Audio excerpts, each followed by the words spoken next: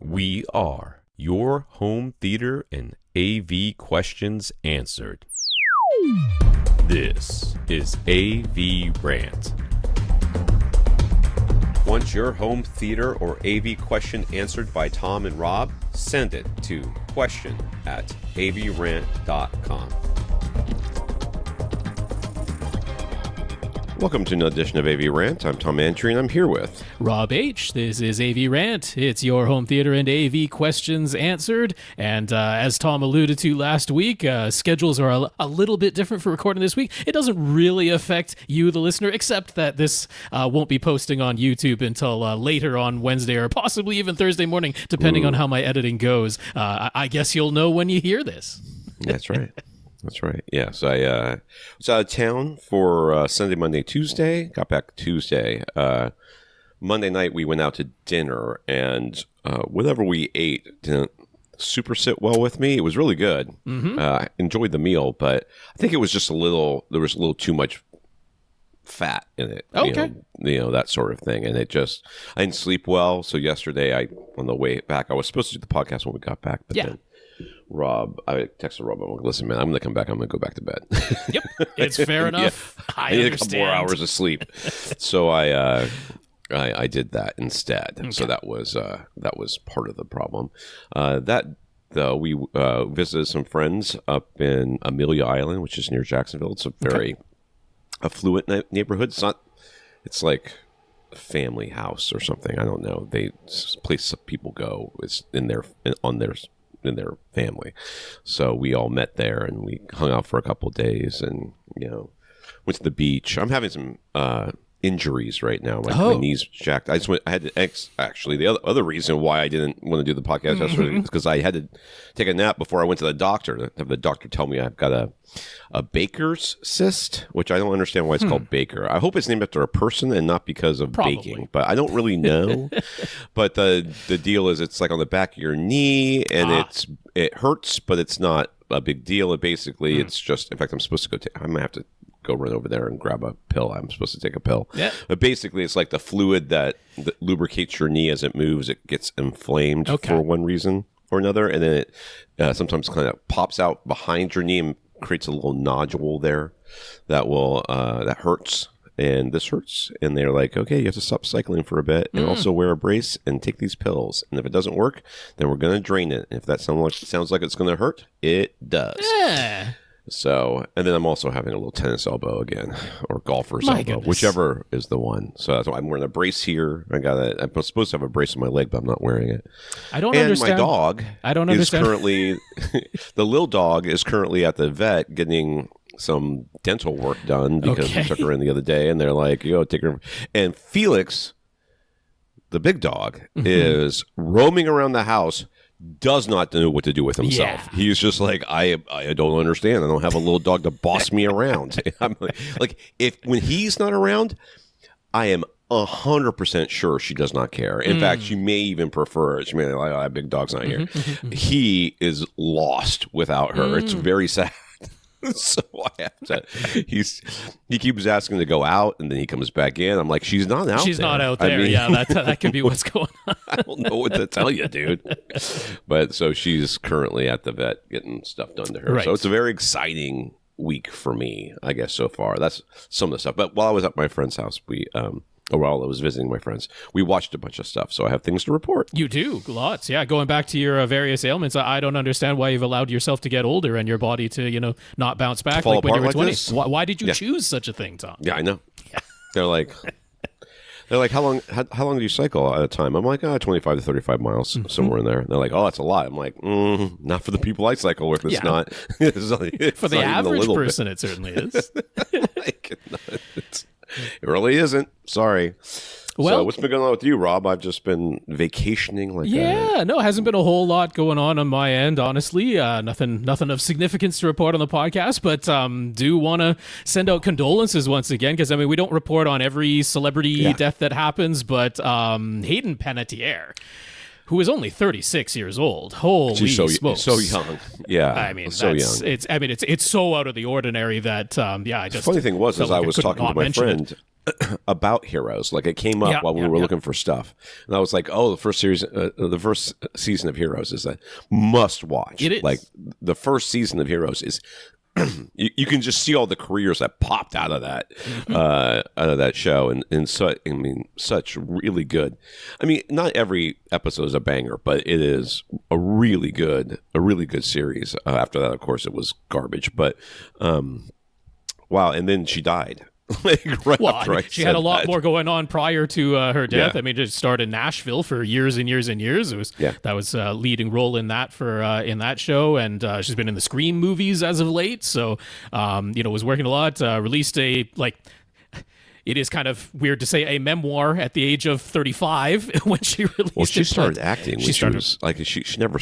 Well, I think she was 8 months old in the first time she was on screen in some commercial or something like that. Yeah. So, has been acting for a long, long time. But yeah, I mean, ridiculously tragic, crazy for someone that young to have passed away. I mean, there's still no official cause of death released at the time that we're recording this. So not everything is known at this point. But yeah, it just felt like I couldn't not mention that one because it's so out of the ordinary and so crazy and so sad, so tragic. Very. Very, very, very. So, yes, that's what's going on in the world. What's going on with you? It is. I mean, like I said, nothing of major significance to say on the podcast, so right. I guess we can hop right in with an awkward transition, but we'll hop right into what we watched because Tom watched a whole bunch this past week. Let me go first, and then we're going to talk about what you watched. We will. And then we'll discuss whether or not we're going to do spoilers on the one that you watched, because the one I watched is not new. So one of them is. One of them is pretty new. So the first thing we watched, I'll start with the TV show. I watched the first episode because that's all that's out so far of Lanterns. Yeah, that's the new one. So we won't spoil any of that. And don't spoil it for me because I haven't seen it yet. Yes. It does. All I'll say about it is it doesn't make me turn to my wife and go, "We have to get HBO." I see. I have to see how this goes. Like I got to the end of it, and my friend was like, "Yeah, it was pretty all right." I was like, "No, I didn't like it. I didn't not like it. Let me put it that way. I didn't not You're like it. middle of the road. I was just like, you know how the Netflix series for Daredevil and all that, they started off with one or two big episodes, and then it was just filler. And then the last episode, pretty much was killer, right? You watch the whole thing and you're mad because he spends the first three. I mean, the middle episodes 3 through 5 right. laid up on somebody's couch, sure, because he got the crap kicked out of him, right? This almost felt like it was oh, it's going to be a slow burn, guys. I'm like, I don't want a slow burn. I'm tired of slow burns, and I wasn't engaging with the characters as much as I thought I was going to, and it's not because of the acting. Yeah, usually, I mean, pilot episode is it's meant to grab you and pull you in and get you interested. And very often, the pilot has a significantly higher budget than the remaining episodes. Other than maybe the finale also has a higher budget than the others. If that's the case, right? They don't have much budget. But then again, it could be like Andor season 1, where you really needed to see the first 3 episodes. Like the first 3 episodes were essentially the pilot. So what they did was they released the first 2 right away, so that you were engaged a little bit. Like hooked, they're like, "Uh-oh, this is too slow. This first one, we better put out the second one with it in order to." Yeah. So I don't know. Maybe it's going to be good. Okay. I didn't hate it, but I would, in order for me to watch it, the whole thing has to come out and somebody has to say, "Oh yeah, you have to see it. It's really good." That's what I would have to. Doesn't seem like that whole new DC universe is making strong waves. Well, it's almost like making TV shows and movies that people like is hard. It is, and that it doesn't happen consistently. When somebody can do it consistently, they throw all the money at them, which is kind of what really happens. Which is why certain directors and production companies are capable of doing that, and others aren't.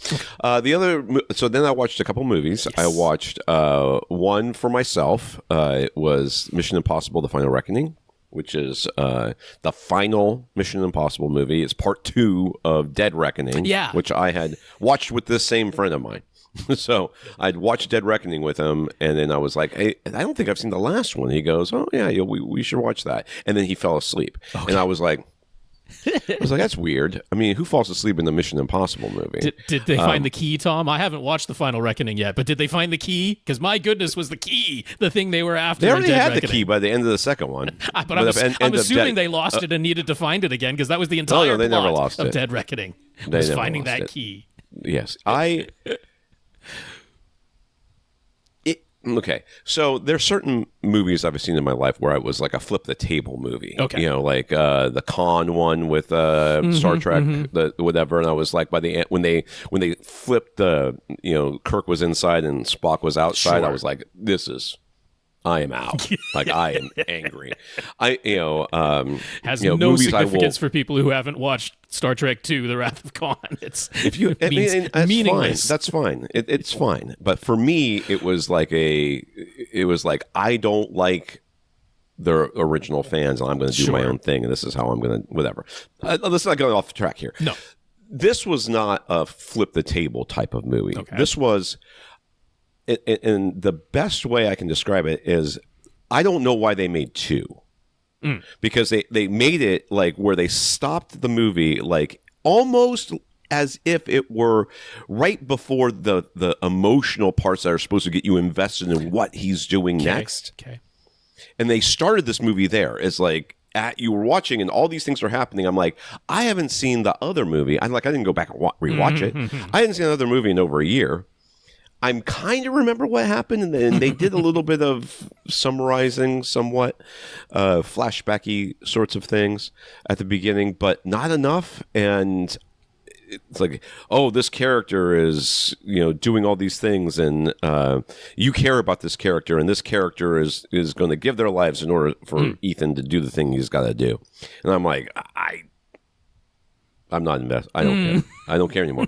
I mean, I know I'm supposed to care, but I don't feel it. Maybe right it now would be because better if they were watched back to back. I mean, they were always marketed as it was going to be part 1 and part 2. In fact, the title card of Dead Reckoning says part 1, so it was fully intended that the final Reckoning was a title change. It was originally going to be Dead Reckoning Part 2. Well, it just doesn't hit. Yeah. And then this movie is like the most impossible mission. Okay. Right? Like everything he does is in every sense, the plan, everything about it is the characters in the movie are going, you have like a 2-minute window or you're going to, this won't work. And your team has no idea where you are, and they got to find you within 5 minutes or you'll die. And in this 100 square mile part of the Arctic or whatever it was, I don't remember. And the whole movie is like that. The whole movie is them saying this is impossible, and they're like, "That's what we do." And I couldn't. By the end of it, I was like, "Just kill him." You know what? He should die at the end of this thing. That would make it the final Reckoning, all right? Yeah. It's the final one. Yep. He should just get killed. He should finally not succeed and somebody takes his place. It should actually be impossible. But of course, it's Tom Cruise. I'm guessing no. Tom Cruise is not going to die. It's his production company. It's his series of movies. He's not. It was really, by the end, I was like, oh my god, is he starting a cult? Like, what is happening here? Like, this feels very culty by the end. Feel out of place for Tom Cruise. Would not, and did not. As a matter of fact, if you had called it Scientology the movie, I'd be like, all right, I guess that's what we're doing, because that's what it sounded like by the end. And it's a shame because I all the supporting characters that were still alive by the end, I very much liked. And so they brought, I don't want to say brought back, but there was I guess brought back one character from like earlier in the movie series who came back, and I really liked him. And I swear they killed him twice. They kept trying to kill him, and at some point somebody must have said, listen, we got to stop killing people. Like, people like this guy. Like, he's testing really well. Let's keep him around. I was really angry when they almost killed, it was clear he was going to die, and then he just showed back up. And they didn't explain it. They didn't say, "Oh, he ran out of the." They do famously write the Mission Impossible movies while shooting them, so they don't come in with completed scripts. It's entirely possible that on the fly they're making these decisions. And there wasn't really a bad guy. It was the entity, which is like the stupid AI program, which we all whatever. And by the end, I was so angry by the end. I just hated it. Before we move on to your last movie that you watched, how are you watching all of this stuff? Because this wasn't being watched streaming at home in your theater, right? It was Apple TV, I think. Okay. Apple, whatever, streaming off of Apple. Okay, but whose theater? Oh, this other person's theater. Yes. In fact, we were asked a question about this theater many years ago, and this is how me and this friend of mine have become friends, is through answering this question. And when he got there, when we got there, because he got there at the same time, all the speakers were on stands at the front of the room. Yep. They were just like lined up next to each other. I'm like, this is an interesting surround sound setup. Don't worry, I'm going to fix it. So we played around with it a bit, and there was no bass. There was barely any surround sound. So it was fine. We did not care. What type of display were you watching on? Big old flat panel, and it was okay. It wasn't. It may have been an OLED. It was a Samsung, but it didn't. It didn't feel like an OLED. Probably mostly because most Samsungs aren't. Only a handful are. Yeah. Okay. So there was definitely grayer blacks than black. That's not an OLED. Yeah. That should be obvious. At one point, I remember it faded to black and it faded to gray, and then it it blipped off to black. I was like, oh, there's the backlight going on. That might not even be full array local dimming then. That might be some kind of edge lighting going on there. Yeah, so it was fine. I mean, it was fine. It wasn't didn't have light control or anything, so it was fine. So anyways, the last movie we watched was picked by my wife, and she had read the book, and that's why she chose it, because she had read the book, she can follow the story a little bit more clearly. But this story is pretty easy to follow. It's called Project Hail Mary with Ryan Gosling and another character. I don't know. Are we saying? You can say Rocky. There's nothing wrong with saying Rocky. Yeah. Rocky is the other character. Super fun movie. Yeah. Super fun movie. I mean, being the only character, I never really quite understood how hard it is to carry a movie by yourself as a person, as an actor. Being able to carry a movie, you would think any actor should be able to do it. You would think. I mean, that's their job. They're actors. They whatever. But not everybody can. And we saw that with Luke Cage when he went from being a supporting character in the Jessica Jones stuff or whatever to having his own series. And I was like, oh, he's not doing it. And I like I like the actor. I don't want to disparage him in any way, shape, or form. But he just, in that series, he was not charismatic enough or whatever. He did not have presence. It's a tough thing. You can't necessarily teach it. But Ryan Gosling definitely has it, and he makes it seem pretty easy too. Like you don't look at it and go, "Oh, he's making such an effort to hold my attention." It's he's chewing up the scenery. Charismatic. Yes. He's not Heath Ledger, who absolutely could. Has carried movies, but Heath Ledger as a Joker was chewing up the scenery, and you were like, "Oh my God, he's so great! He's really acting his butt off." This just felt like we were in the room with Ryan Gosling as he was doing his thing. If a Saturday Night Live skit had busted out in the middle of it, I've been like, this feels natural. It was so good, and I enjoyed it so much. Really, great special effects. Interesting. I mean, it's the same writer, based on the book, by the same writer who did The Martian. Yes. So, science-based sort of story, more realistic science than what we see in something like Star Trek or Mission Impossible. So, just overall, a really interesting story. It does feel a little on the optimistic side, given the current political climate of the world.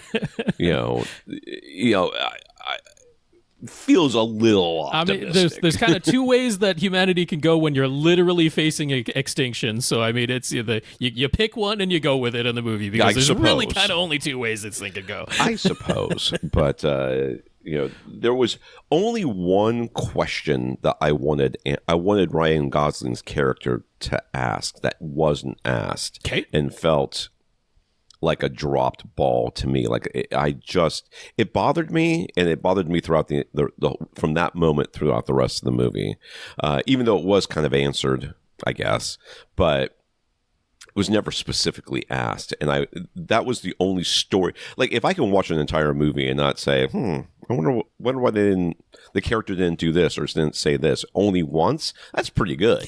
The rest of it felt like so natural and so real. And that's a 2.5 hour movie. It is. Certainly did not feel like it. Yeah. Certainly did not feel like it. So highly recommended Project Hail Mary. That made a bunch of money. Sure did. And it'll get nominated for sure, even though it came out early in the year. People, I don't think will entirely forget about it by the time it's nomination time. No, I don't think so. Yeah. What about you, Rob? What'd you watch? So I just went and watched one movie this week, which was Spider-Man Brand New Day, the movie that Tom talked about last week. So yes, I did, of course, venture out to the theaters to see this because it's not available at home just yet. Now, I had the option, technically speaking, of either seeing this in digital IMAX or in what isn't branded here but would have qualified for the Disney Infinity Vision branding because it was a large format theater that would have been up to the specs that Disney wanted for anything that they did brand Infinity Vision. But our local theaters didn't bother to do whatever licensing deal was required to brand it Infinity Vision because the theaters themselves made no changes at all whatsoever. So, I did not see it in IMAX. I did see it in the large format Ultra AVX theater, which did have Atmos and did have a laser projector. And that was mainly just because of which theaters are closest and the timing and how all of that worked out. I can say now that even though I haven't seen it in IMAX, it would have been better in IMAX. Despite this being a large format theater, you could kind of tell, yes, it was a laser projection, but this was a 2K laser projection. You could see some of the little bit of the screen door effect grid of the pixels. I'm like, at this size of screen, sitting as close as I was in this particular showing, resolution actually can make a visible difference. If the image is big enough and you're sitting close enough to it, you can see the difference between 2K and 4K, and I could see a little bit of screen door going on, particularly when the things got very, very bright on screen is when you can notice that screen door effect the most. In the theater that I saw it, I was a little bit disappointed in the Atmos presentation. I didn't feel it was used particularly noticeably or effectively. I'm like, I don't think I would have missed it. Watching it in IMAX without the overhead speakers, I don't think it would have made a difference. So I would have preferred the little bit better theater experience in IMAX. And if you're still waiting to see it, I say that's the way to see it. Go see it in the digital IMAX. I think that's the superior format. Unless you have a Dolby Cinema, that's not an option for me. So Tom already talked about it. I don't really have a particularly different take. This is a very good and enjoyable movie. I personally think, you mentioned when you talked about it, that you could see this movie without having seen the other Tom Holland Spider-Man movies. There's enough, little bit of sort of flashback and explanation, but I do think you definitely get more out of this by having seen the previous ones because so much hinges on, emotionally hinges on the pre-existing relationships, which have now been, because of the events of Far From Home, been erased from everybody's memory. I mean, that is where almost all of the emotion of this movie is coming from. And if you don't have that whole history of having seen, especially the three main characters, Ned and Peter and MJ, together as friends and growing up through school, if you don't have that history and you haven't seen that, then I don't think the emotion hits as effectively in this movie, which is fair enough. I mean, this is meant to be part of a continuing series. This isn't meant to be some kind of complete reboot. They're calling it Brand New Day. This is a new version of Spider-Man, you could say, in that he's not based off of Iron Man tech anymore. He's completely taking care of making his own suits and all that type of stuff. But the emotional through line of this does depend on remembering those relationships. Us, the audience, remembering it, while the other characters don't, except for Peter. Should we go ahead and just warn everybody that full spoilers from here? Because I'd rather talk about it that way. And we have timestamps. We got timestamps listed. If you don't want to hear any spoilers, then skip ahead, because I think that's the only way to talk about it at this point. We'll give people a couple more seconds to reach over to their phone or their car or whatever and press pause. But Yeah, I think this is worth talking about some of the spoilers. I've listened to a little bit of discourse. Yep. Discord is actually a better word, but discourse online about this, and have a few opinions about that. But yeah, so look for your timestamp because we're going to start talking spoilers. I do agree with Rob to start with here that seeing the other movies is certainly beneficial. And like I said at the beginning of my review of the Mission Impossible movie, you start off at this emotional place where you're seeing Tom Holland's character go through sort of this mourning period of he's given up his relationships in order to protect people. And understandably which is what so, happened at the end of the last movie. He went in there and went into the coffee shop to see MJ and give her the note that would have revealed that he was Spider-Man. They knew each other, and she doesn't remember, and this is why, and blah blah blah blah blah. And they set that whole thing up. You kind of see it, but knowing everything else makes it mean a little bit more to you. But you can definitely see, and this is a tribute to Tom Holland's acting, I think, more than anything, is the pain that he is going through as he's seeing MJ and seeing Ned and stuff. And you can clearly see, even if you haven't seen these other movies, that seeing these people is so important to him, but at the same time, he's not allowing himself to become close to them again. I think you might be a little bit lost if you hadn't seen the previous ones or just didn't remember everything that happened in the previous ones. You might be a little bit lost and kind of, it's a slightly confusing situation because it isn't a normal everyday thing where the entire world has forgotten who you were in real life. That is a very weird thing to have done. So, all right. So spoilers from here on out, full of warning here. Yes. What do you think, Tom? Do you think that Jean Grey fixed Ned's and MJ's memories by the end there? That's one of the left up in the air. We're not sure. I don't know if that's left up in the air. I think people are pulling that out of nothing. He remembers his little handshake. Muscle memory. I think that was meant. I interpreted that was pure muscle memory. And then when he says Peter, it's because he heard MJ call him Peter when he only knew him as Spider-Man, and he's like, "Wait a second. Wait a second. I think I figured it out. It's not that hard to figure out." That is clear. And then they're like, "Oh." MJ is sitting there in the bubble thing, and she's crying.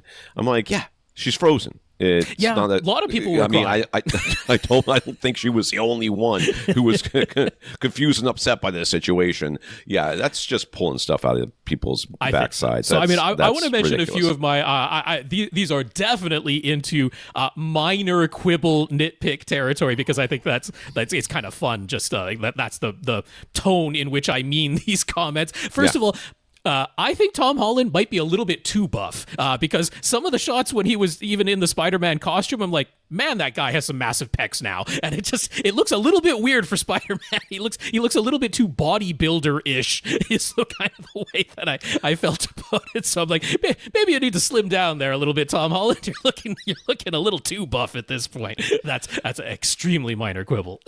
That never occurred to me, so I'll let you have that one. Okay. Yeah.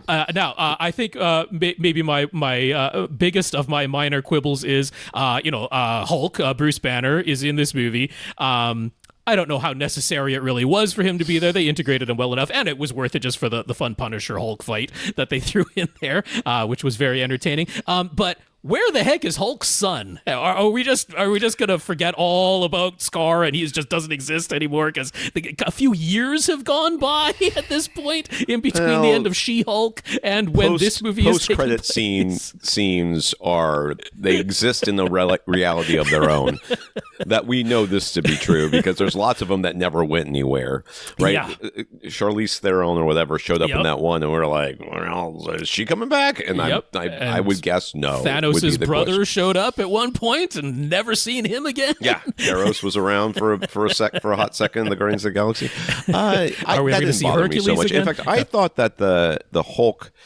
So we have the Punisher on one side and we have the Hulk on the other, and where I think those are two mirrors that they're holding up to Spider-Man's, situation that's going on. I had no problems with Hulk being there, and also there was plenty of.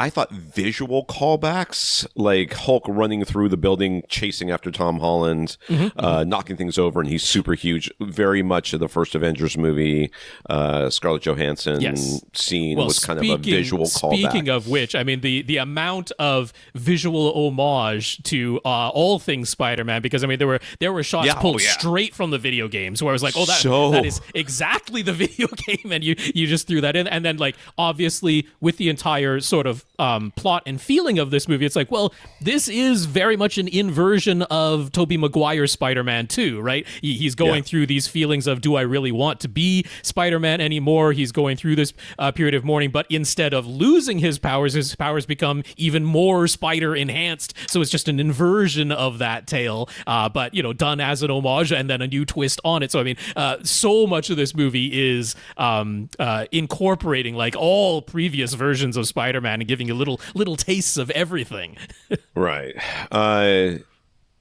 There's plenty of threads that were left untied. Yeah, I want you to get explicit with those ones, because I want to know what you're thinking on that. So, obviously first of all, that hand fight is, oh my God, they finally moved like a human wave. Finally, they moved like a humin wave. I just loved it. And you know what my favorite part was? Is they just kept multiplying. You're like, where are these guys coming from? This is exactly what the hand is supposed to look like when they're fighting. And it's just like, where are they coming from? They're everywhere. I just love that fight so much. Yeah. Okay. So the Jean Grey reveal. Yes. Let's start with that. I had no idea. I was sitting there in the movie. I had no idea that she was in the movie. I didn't have any idea that Jean Grey was in this movie when I watched it. Completely spoiler free. I mean, really completely spoiler free. In fact, when they flashed the different characters that he was fighting in New York at the beginning, I was like, I don't know all these characters. I had to go look them up. I really want to see Tombstone in something, though. Right, okay. I mean, oh my God, that guy looks awesome. I really want to see him in something. I was like, make him the next villain, because that was amazing. I want to see more of that. So her reveal and her new backstory, unlike some people who seem to think if you vary even a little bit from what the comics are, then you're somehow... But which version of the comic at this point? There's multiple versions. First of all, there's clones of Jean Grey that are out there. Let's be honest here. They're like, oh, we killed her, but that was just a clone. We got we killed the this new one. X-Men casting announced at D23, so when Mr. Sinister is going to be your big bad for this universe, there's going to be some clones. There's going to be some clones around. You don't know who you're dealing with. Anyway, so I thought that was an interesting get for the character.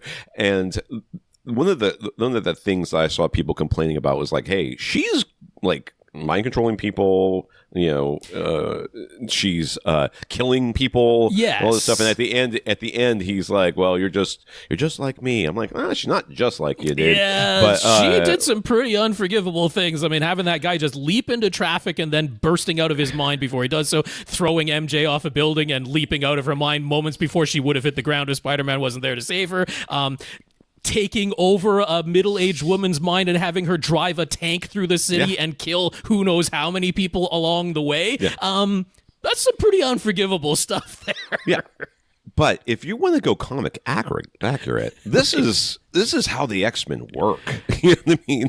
The X-Men as a whole, they take, it's like, oh, by the way, I did genocides, and they're like, right. Okay, but are you good now? Like, yeah, we're good. I'm a good guy now. I'm trying to make amends. Oh, all right, then you're in. If they're not going to do the thing, like in this version, she is not nearly as powerful as she is going to become. She starts out kind of gradual and with very much limitations on her powers, and her powers grow by the end of this movie. So if you're not going to have the thing of when they first meet her, she's out of control powerful, and that's why they have to, put in mental blocks in her mind and tamp her powers down. If you're going to go the opposite direction, well then she has to have done something pretty awful in order for her to require, mental control on the part of Xavier, if that's what they end up doing. If that's what they end up doing, yeah. So.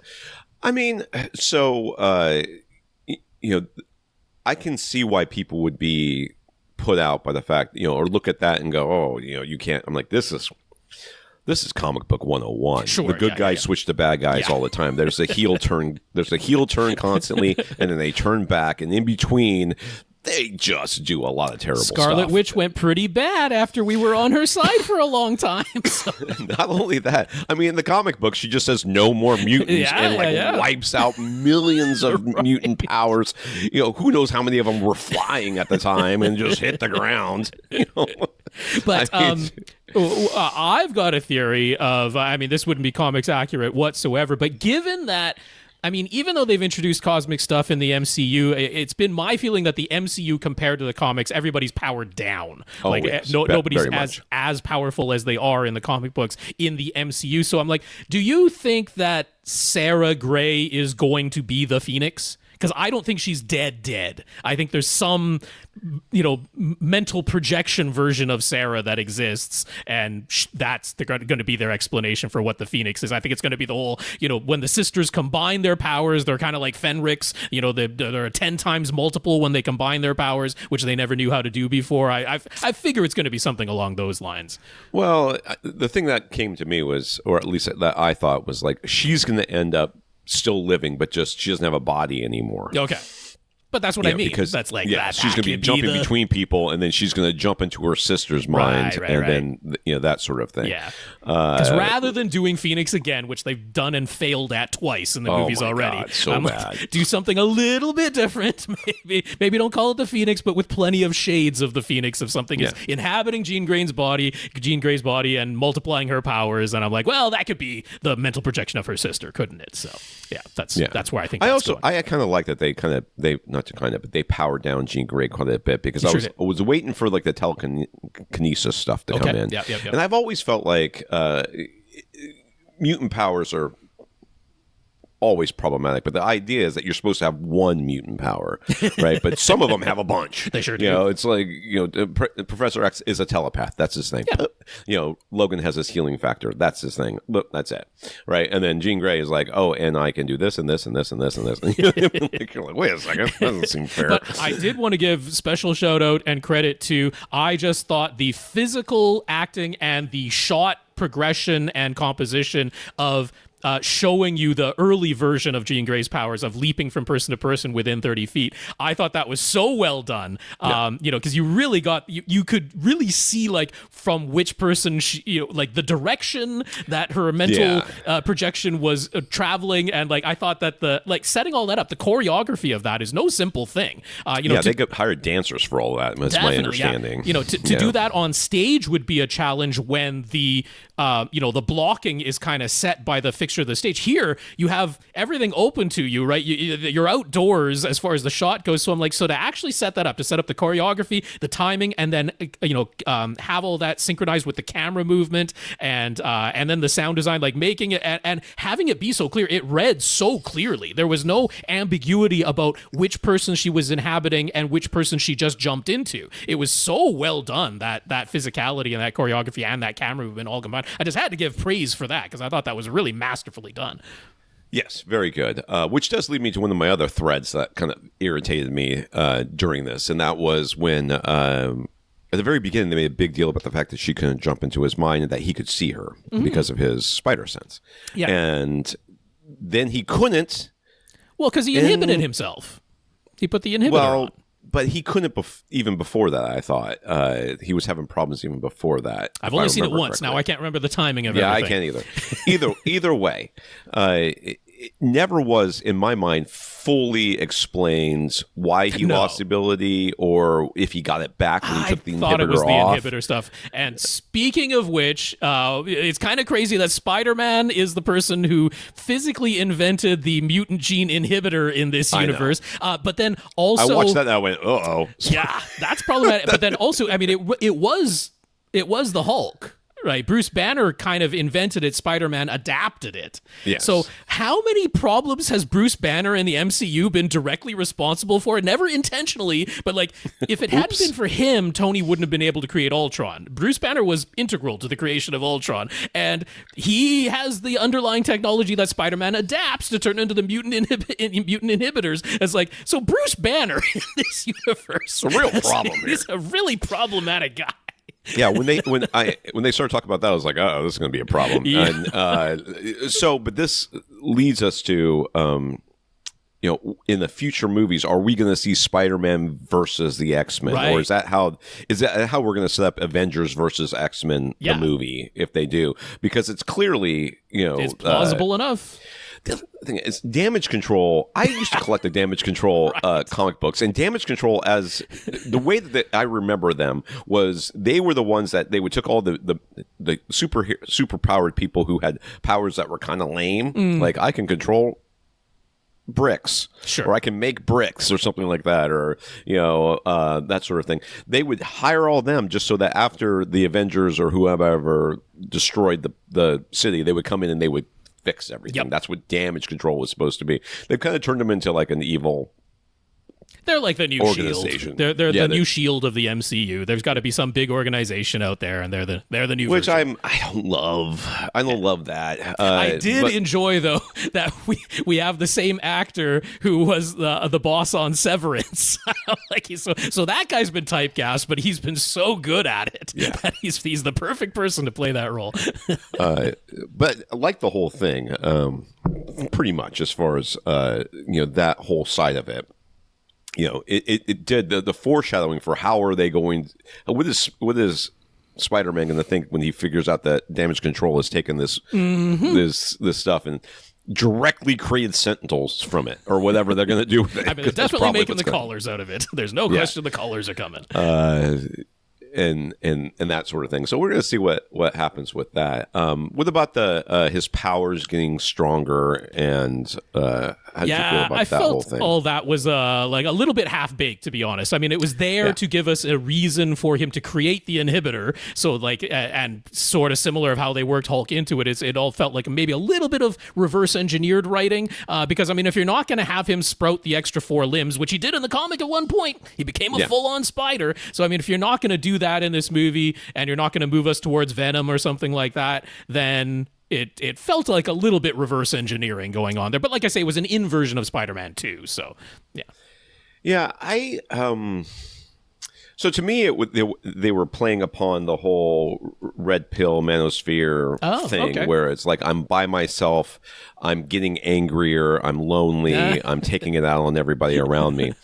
I didn't think that they needed his powers to get stronger for that to happen, for that to be, for him to need the inhibitor sort of thing. I don't know. I mean, it had to be bad enough that he would want to inhibit it. Like, if it was just awesome, if it just made him better and more powerful, then he wouldn't have wanted to inhibit it. So it had to at least give him that much motivation. Well, I don't think that his powers need to be stronger, though. I think that's the distinction. I think that him losing control and becoming more, becoming more violent and more like or they could have leaned more body horror. That might have been fun. Yes, they could have leaned that direction. Yeah, which would have been fine too. But the power stronger thing, I don't think is the connection I needed in order for him to want to inhibit things. Okay. And then he just decided at the end, hey, well, now I've accepted it. Yeah, I'm stronger. That was a little bit of a tied up a little bit too easily. So for me, it seemed like they were doing was like, okay, when Secret Wars happens, because in Secret Wars, for those of you that don't know, that you didn't read the original comics back in the 80s, which I did, he goes off to Battle World because of the Beyonder, and they find a little goo or something, and I don't even remember. I seem to remember there being a microscope involved in something, and they find this goo, and it turns out to be a symbiote, but we didn't know it at the time. It wasn't at the time. They didn't know about symbiotes at the time. It was just a suit that he found, and now he's got this black suit. So I thought, okay, this is how they're going to make that happen. It's that's going to be inside of him instead of something that comes out of him and then splits off into a different personality, which is fine. They do that all the time in the comics, but it's like, oh, this is all my evil. Yes. Oh, yes. Now, yes. The physical manifestation. Which would be fine. but then like I said, there's a lot of hanging threads here, and this is one of them where he just decides that he's okay with having the extra powers, and he's not going to throw buses at people or whatever he does. So I don't know. Anyway, between this and Shang-Chi, Destin Daniel Cretton as director, I think has proven his worth. I have no problems with him directing future MCU movies. I think, it's a strong outing. Definitely gets a thumbs up, despite talking about all the fun little nitpicks. We really should. We are being very nitpicky. What about the Punisher? How did you feel the Punisher characterization was? I mean, since we had to PG-13ify him, it is to a certain extent. Yes, this is a slightly different version than we've been watching in his series, which is very, very strongly R-rated. But I mean, that to me, it was the easiest one to just be like, okay, let's not worry about anything that's come before. Let's just watch this as a new thing. And I felt like that like self-contained to this movie. I enjoyed that relationship. So I went to this movie with my son, and he had no idea who the Punisher was. But he understood the relationship immediately. First of all, John Bernthal, whatever his name is, he does a fantastic job with this character, which is good. He's very good as Frank Castle. Very good as Frank Castle. But the thing that I really liked about this is that characterization is like, yes, okay, we did PG-13 him, but we explained it very well because he was about to say a bad word and Spider-Man webbed up his mouth and said, "You can't talk like that." I didn't have any problem with any of that. It was just, to me, it was a little bit humorous that, like, this is Spider-Man's movie, so everyone's going to have to fit within the vibe of Spider-Man, as opposed to having these weird out-of-pocket scenes that go hard R for no reason. But Frank's whole background is that it's all about his kids and his wife, his kid and his wife, and the having Spider-Man, him say something about how, oh, he would have been about your age, my son would be about your age. That just that alone is enough of an explanation for why Frank Castle is going to be the way he is. Okay, forget the fact that he ends up sitting next to him in the hospital, even though he is a mass murderer, and he should somebody would have been arresting the Punisher. Certainly would have been arresting him.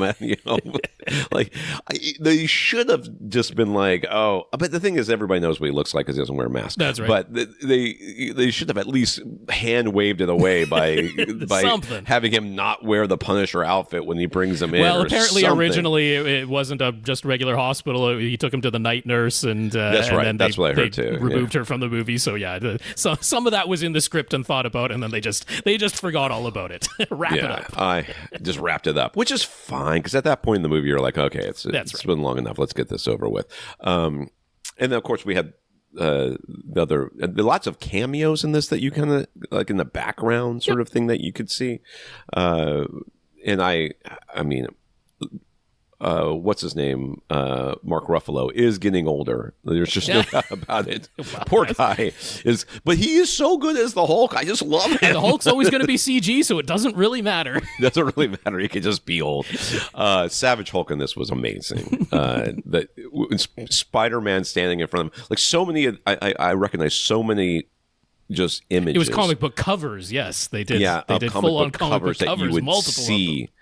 And like I said, I think I said in my when we talked about it last time, having him take off his mask and fight the hand was, for me, the first time I've ever been like, yes, I want to see you fight. I don't want to just see Spider-Man fight. I want to see you fight. And him trying to wear the mask the entire time and then finally taking it off felt like a payoff to me. So yes, there's lots. Should we talk about the after credit scene? I guess we can. We really should move on, but I mean, whatever. My interpretation is that he's just going to Battle World. I think it's as simple as that, but whatever. I think it could be. I also wondered if it was. Well, first of all, it doesn't work this way because the way that Ned set it up, it's all the cameras in town or whatever. Right, yeah. People send in things. So who's sending in something from space? Whatever. Who cares? I also thought it might be Null. That's popping up. It's probably the Battle World thing. I think we're all. This was supposed to come out like after Doomsday. This movie was chronologically supposed to come out after Doomsday, so maybe he doesn't show up in Doomsday or whatever, and then this would set up Secret Wars. But I thought, well, maybe. I mean, that's the thing with hanging threads; you can decide what they mean later. And then there's all the speculation. It could be a different Spider from a different verse, right? Could be Miles. Could be Tobey Maguire It could be coming Tobey. back. It could be Andrew Garfield. We don't know. Oh man, Andrew Garfield, Tobey Maguire. That I rewatched that scene where they're all in the house the other day. It's so good. It's so good. All right. AVRant, the podcast that answers your home theater and AV questions. To get your questions answered, all you have to do is ask by emailing us at question@avrant.com. Come to our website, find our shows or show notes, links to any products or articles that we reference during our answering of the questions, along with a link to a Flickr album that you can use to follow along with the pictures that people send us as part of their questions. You can find us at facebook.com/AVRant podcast, youtube.com/AVRant. Contact Rob at rob@avrant.com. His socials is at First Reflect. I'm Tom at avrant.com. I'm not doing socials this forever, I think. I want to thank our listeners of the week. To become a listener of the week, support the podcast in some way. One of the ways you can do that is go into avrant.com, click on the Buy Us a Cup of Coffee link, and send us a PayPal donation. We had two people do that this week. We had David and Dan. So thank you very much, David, and thank you, Dan. Yeah, so nice. David and Dan, thank you very much for the PayPal donations. Really appreciate that financial support. If you want to support us monthly and not have to think about it, you can sign up over at patreon.com/AVRant podcast to become a monthly contributor, a minimum of $1 a month, so $12 a year. We currently have 119 patrons over at patreon.com, and we thank each and every one of you. That's right. Once again, that is patreon.com/AVRant podcast if you'd like to sign up to make an automatic monthly donation. So big thanks to our 119 patrons over there. If you can't support us financially, we understand. Do something to support us and let us know what it is, and we'll mention it here. Stefan wrote to SVS to say how much he loves the pair of SB3000 subs he bought, and that it was our recommendation that convinced him to make the purchase. Gary Yakubian wrote back, and Stefan thought that was pretty cool. And Gary is actually pretty cool as well. Indeed, yes. Thank you very much, Stefan, for that shout-out. Appreciate it. We also got some notes of gratitude for keeping the podcast going throughout all these many years. Mark has been an avid cyclist for about 20 years now, so he always loves hearing me talk about my bikes or talk about bikes in general. Greg, Dazz got his new bike helmet. It costs $150. It doesn't have MIPS, but it does have kinetic core for some anti-rotation protection, and it has a Fidlock bucket. I have no idea what that is. Okay, I just threw that in there because I thought you would know. I don't know what it is. Which he has grown to like. I don't have to look that up. That might be the thing that rotates, that makes it rotate. Maybe. Jack said thanks, and he showed us that he was part of the original 2 Hour Plus Club. Leighton and Dale. So it is Mark, Greg, Dazz, Jack, Leighton, and Dale. Thank you for thanking us. And I'll say names one more time. We got Mark, Greg, Dazz, Jack, Leighton, and Dale. Thank you very much for the notes of gratitude and encouragement. We do appreciate them, and a big thank you to everybody who continues to listen and send in your questions. Oh, it is a magnetic system to attach your water bottle. It looks like it's to attach things to other things. Oh my God, there's a Fidlock. Just okay, whatever. Fidlock. I see it. It's on the. Okay, so there's some that attach your water bottle to your thing. There's cameras to your helmet. Okay. It looks like that makes sense. And there's a thing that attach your phone to your bicycle. Okay. Whatever. All right. In the news. Following the addition of Dolby Vision 2 Max via firmware updates to select 2026 Hisense TV models, Samsung quickly announced that the 2026 Samsung TVs will soon be getting HDR10 Plus advanced support, and there will be content available in the HDR10 Plus advanced format before there is any Dolby Vision 2 content available. So take that, yes. Dolby and Hisense. Suck it. Shots fired by Samsung. Who cares? When I'm trying to fall asleep, and when I'm relaxing in front of my TV, and I'm trying to lull myself to sleep or into a sleepy state, you know what I don't think? Boy, I wish this was brighter. Anyways. Once again, they're partnering up with Amazon Prime Video to display the first HDR10 Plus advanced content, but they didn't say which movies or shows would have it. And just like Dolby Vision 2 Max, HDR10 Plus Advanced allows for more metadata that can include adaptive motion smoothing and AI-driven tone mapping to adjust for detail in shadows and dim images while watching under different lighting conditions, which I absolutely do not want. But the most noticeable change will be in the bidirectional tone mapping. For HDR10 Plus Advanced, this not only means expanding the nit levels so that your super bright TV gets to strut its stuff, but colors will also be expanded so that you can use those native color points of your display instead of stupid, accurate colors like the content creators originally encoded. Yeah. So it can be even redder. My TV can do more. Make it do more. Make it do more of the things. Prod. That's what it's about. Can't wait till Gary gets this and turns it off immediately. Oh, yeah. In a hurry. I bought the most technically advanced TV possible, and then I set it to SDR and never watch in the HDR. OLED light level 4 out of 100. Firmware updates are now rolling out, and Amazon Prime Video will update it with the HDR10 Plus advanced content later this month. So, whatever. I couldn't. This is the God. I figured I'd mention it for people are not completeness going to care about. This is explaining it to them is almost impossible. And then, I mean, the number one thing is I bought a super bright TV, and now everything, whether it was encoded that way or not, will take full advantage of my TV's brightness and its maximum color capabilities, whether that was the shade of red or blue or green that was intended by the content creators or not. If my TV can do it, we're going to expand and make it happen. I should do it. It needs to be done. All right.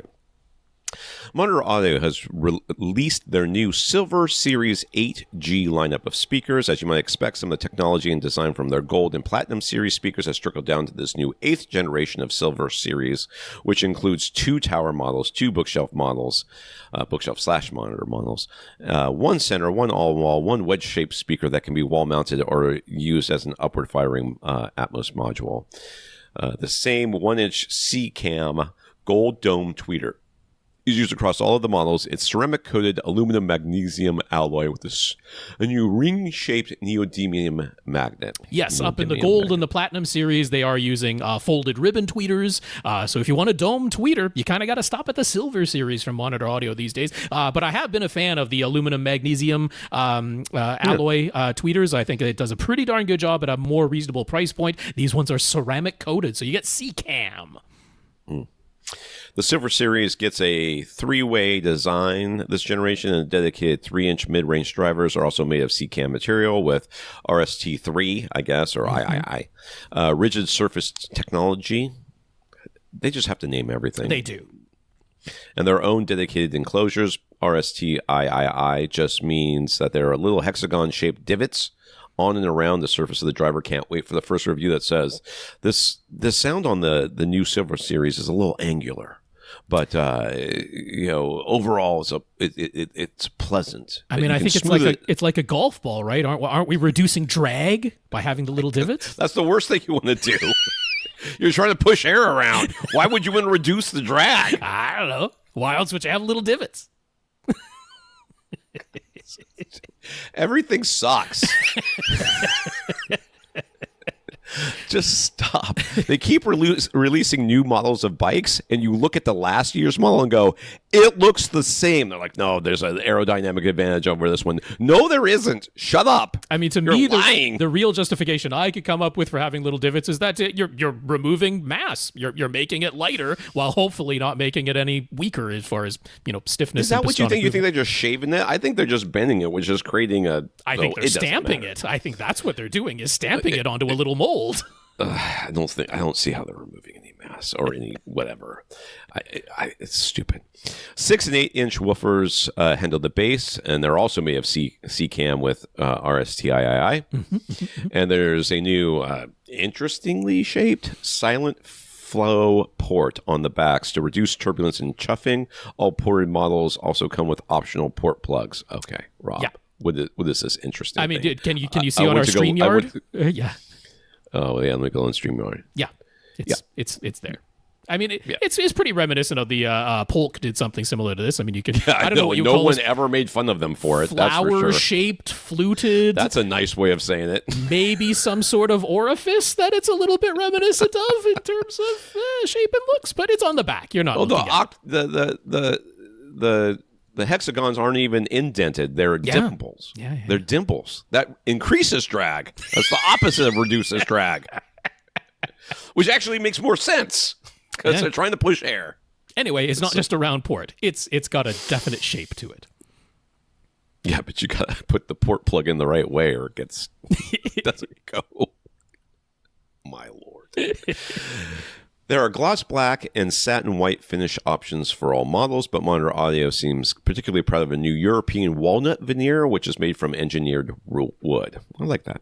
Yeah. The cabinets get a new bracing structure and it includes a through bolt driver bracing that involves long bolts that connect the backs of each of the drivers, even the tweeters, all the way to the backs of the cabinets themselves, with the factory applying a specific amount of torque to make the entire structure as free from resonances and vibrations as possible.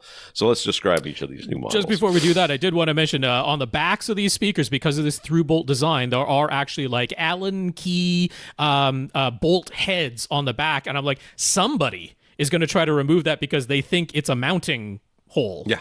And it's like, oh dear, you are going to mess with the factory set torque if you try to unscrew that bolt, because the reason that bolt is there with its Allen key head is that it's actually physically attached to the backs of the drivers inside. So yes, those are not mounting points. Those are through bolts that are part of the structural design of the drivers and cabinet. It's going to cause problems. I see them now. Yeah, right around the porthole. Yep. That's stupid. To say that they have, torque settings is like saying it is saying nothing really. It's not like you design a speaker and you send it out to get or anything, and you send it out to get manufactured, and you don't specify torques. I mean, that's part of it. That's part. If there's a bolt, you want it to be. You don't want to just be like, yeah, just set as much as you want, and then they drive it through the front of the thing, or they leave it proud off the front. There's some setting that you're going to tell them. But I just mean, because there is that Allen key head on the back of it, it is entirely possible for the user to mess with that torque level setting. So that absolutely. was yeah. Yeah. All right. So the Silver 500 8G, which sounds like it receives Wi-Fi. I think we can all agree on that. Is the largest tower, selling for $4,000 a pair. It uses a pair of 8-inch bass woofers to deliver the highest sensitivity and output of the entire lineup.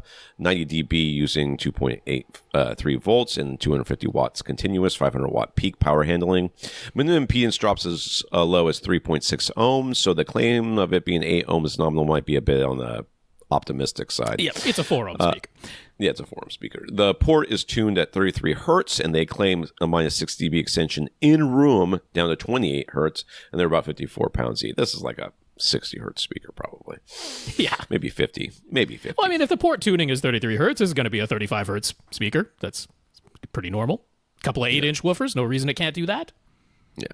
The Silver 300, what was the last one? 500. The Silver 300 8G is the smallest tower, selling for $3,000 a pair and using two 6-inch bass woofers. That drops to 88 dB sensitivity with 200 watt continuous and 400 watt peak water power handling, 3.9 ohm minimum resistance, which are still a 4-ohm speaker, and 41 hertz port tuning. The weight drops down to 43 pounds. The Silver 100 HG is a sizable 3-way stand mount monitor. It sells for $2,300 a pair. The other one's $4,000, right? Yeah, I guess that's cool. And it basically equals the specs of the 300 HG tower, but instead of two 6-inch woofers, it uses a single 8-inch and weighs 27 pounds. The Silver AMS 8G is the wedge-shaped model, selling for $1,400 a pair. It's a sealed 2-way design, so it doesn't have the dedicated 3-inch mid-range driver, and it's the only model in the lineup to use a smaller 5.25-inch woofer. Power handling isn't very high, 60 watts continuous, 120 watts peak, and the claimed 82 hertz minus 6 dB in-room extension. Even Monitor Audio recommends crossing them over 110 hertz to your subs. The size perfectly matches the tops of the Silver 300 HG towers, and you can choose to either use them as upward firing modules or mount them high up on the walls as height speakers, and they weigh 10 pounds. The Silver 50 HG 8G is a compact 2-way bookshelf model, selling for $1,250 a pair. Just the 1-inch tweeter and a 6.5-inch, 6-inch woofer, not 6.5. Oh, that's weird. No, it's 6-inch. With 86.5, 0.5 was important to them, dB sensitivity and 100 watt continuous 200 watt power peak power handling. They weigh at 18 pounds. The silver center, which is the only one that has a normal name, H8G, is basically a more compact horizontal silver 308G, selling for $1,200 each. It's a three-way design with two 6-inch woofers, one on either side of the tweeter mid-range vertical stack, which Rob likes. I do. The center is a sealed speaker, so extension is a bit limited, and Monitor Audio recommends crossing it over at 90 hertz to your subs, which, hey, I gotta respect them for that. Yeah. Because they could have just lied and said 80 and That's everybody right. would have done it. But power handling and sensitivity are just as high as the 308G tower, so output capabilities are quite decent. It weighs 26 pounds. And finally, there's a silver on-wall 8G selling for $650 each. It's pretty much the 58G two-way bookshelf speaker in a slimmer wall-mountable form factor. It still has ports, but they're smaller and on the bottom. Are they still that stupid shape? They're kind of oblong, but they still have the little flowery flutes on them, yes. Okay. And they include keyhole mounts on the back, let you mount it either vertically or horizontally. They include optional spacers if you're not running your speaker wire in wall. All of the Monitor Audio Series HG speakers claim a treble extension up to 35 kilohertz, though it's spec'd at minus 6 dB. And while the exact figures vary a bit from model to model, they generally cross the tweeters over a fairly high 2.9 kilohertz or so, with the mid-range drivers crossed over to the bass woofers at around 620 hertz. And you can order them all right now. So we got another series that's falling into the similar price point of like Klipsch Reference Premiere 3 series that we talked about last week. What was the speakers we talked about prior to that a couple of weeks, 3 weeks ago? I'm forgetting offhand, but they're all in this sort of similar mid-range price range. All of the various manufacturers are bringing out there. So lots of competition in this particular price range. It's a good price range to be in, and a very complete lineups that are going on here. So yeah, Monitor Audio, I've liked a lot of their speakers in the past. I see no reason why these wouldn't also sound good. And if you like golf ball divots on your drivers, these are the ones, man. These are the ones. I think they're attractive looking speakers, I'll be honest with you. I don't love the plasticky thing around the mid-range tweeter stack thing, but the European walnut is that's the one to go for. That's clearly the one that they were marketing the most, and that's the finish you're going to want if you get these for sure. Yeah. But most people are going to order black. Comments from our listeners. Greg wrote us last week, right as we were talking about the continuous audio connection setting on an Apple TV 4K, which we have a picture of now up on the Flickr album or on the YouTube video if you are not there. It was not there before, so it must have been added during a recent firmware update, ? Yes. And why would they have turned it on by default? Because it's Apple. It was causing his Denon A1H receiver to think it was getting multi-channel PCM input at all times, even when he was listening to 2-channel stereo, and it wouldn't let him apply any upmixers to 5.1 content since it thought it was already getting a Dolby MAT or MAT signal. It was very annoying and not something everyone is intuitively going to know they need to find and turn off. Yeah, me neither, but I found it. You and did. I turned it off. You even texted me about it because you're like, I'm going to go ahead and check mine. And, well, there it is. Continuous audio connection. And it was on. And now I'm not getting my upmixing options. So, yes. It just said Atmos constantly on mine. That's what it said. Us talking about it the last week has helped at least a couple of people. Greg found it on his own, but it was all around the same time. So I'm kind of surprised I haven't seen more, YouTube shorts and Instagram reels and TikToks all about it. Because why aren't people monetizing this? It's here's the secret feature Apple didn't want you to find. Turn it off now for real audio. I mean, put all the clickbait headlines out there, folks. Do the short form content that we're not going to do here on AVRant. That's right. Do the thing. I lost the questions. Yanick desperately wants more people, including us, to watch Nirvana, the band, the show, the movie. Need some commas in there. The creators have actually said they think it's at its best if you watch the movie without having seen either the web series that started it or the TV show that was made after the web series was such a success. I guess there was another TV show. Anyways, I haven't even heard of this. He convinced some friends to watch it, and they basically wanted to turn it off within the first 10 minutes, but then it got crazy good, which explains its high review scores, and now he's going back and checking out everything these guys have done in the past because he's become such a huge fan. Is it about Nirvana? It's about Nirvana the band? No, it's so there's Nirvana the band, which is was a real group that just took that name because they knew it would stir up trouble, but they were so small that it didn't really matter. So there was Nirvana the band, which they're not even really a cover band. They're just they're their own completely different thing. And then they made Nirvana the band the show, which was both a web series and then turned into a full-blown TV series 8 years after it was a web series. So now they've made Nirvana the band the show the movie, because they did in fact make a movie of it. So yes, I did know of this and fully intended to watch it at some point. It wasn't anything I was purposely not watching, and I was already on my list. And so yes, Yanick, at some point I will watch Nirvana the band the show the movie. Yeah, so I'm going to wait for Rob to watch it because Nirvana the band, the actual band, is a band I actively dislike. So it really doesn't have anything to do with them. I know it doesn't, but that's the reason I never would have watched it to begin with. Okay. Because I would have saw that and gone, I'm not going to watch anything about Kurt Cobain and all of them. There was Nirvana, and then there's Nirvana the band, which is their own separate thing. A different band. Yes. Yeah. Questions. Michael in Newfoundland.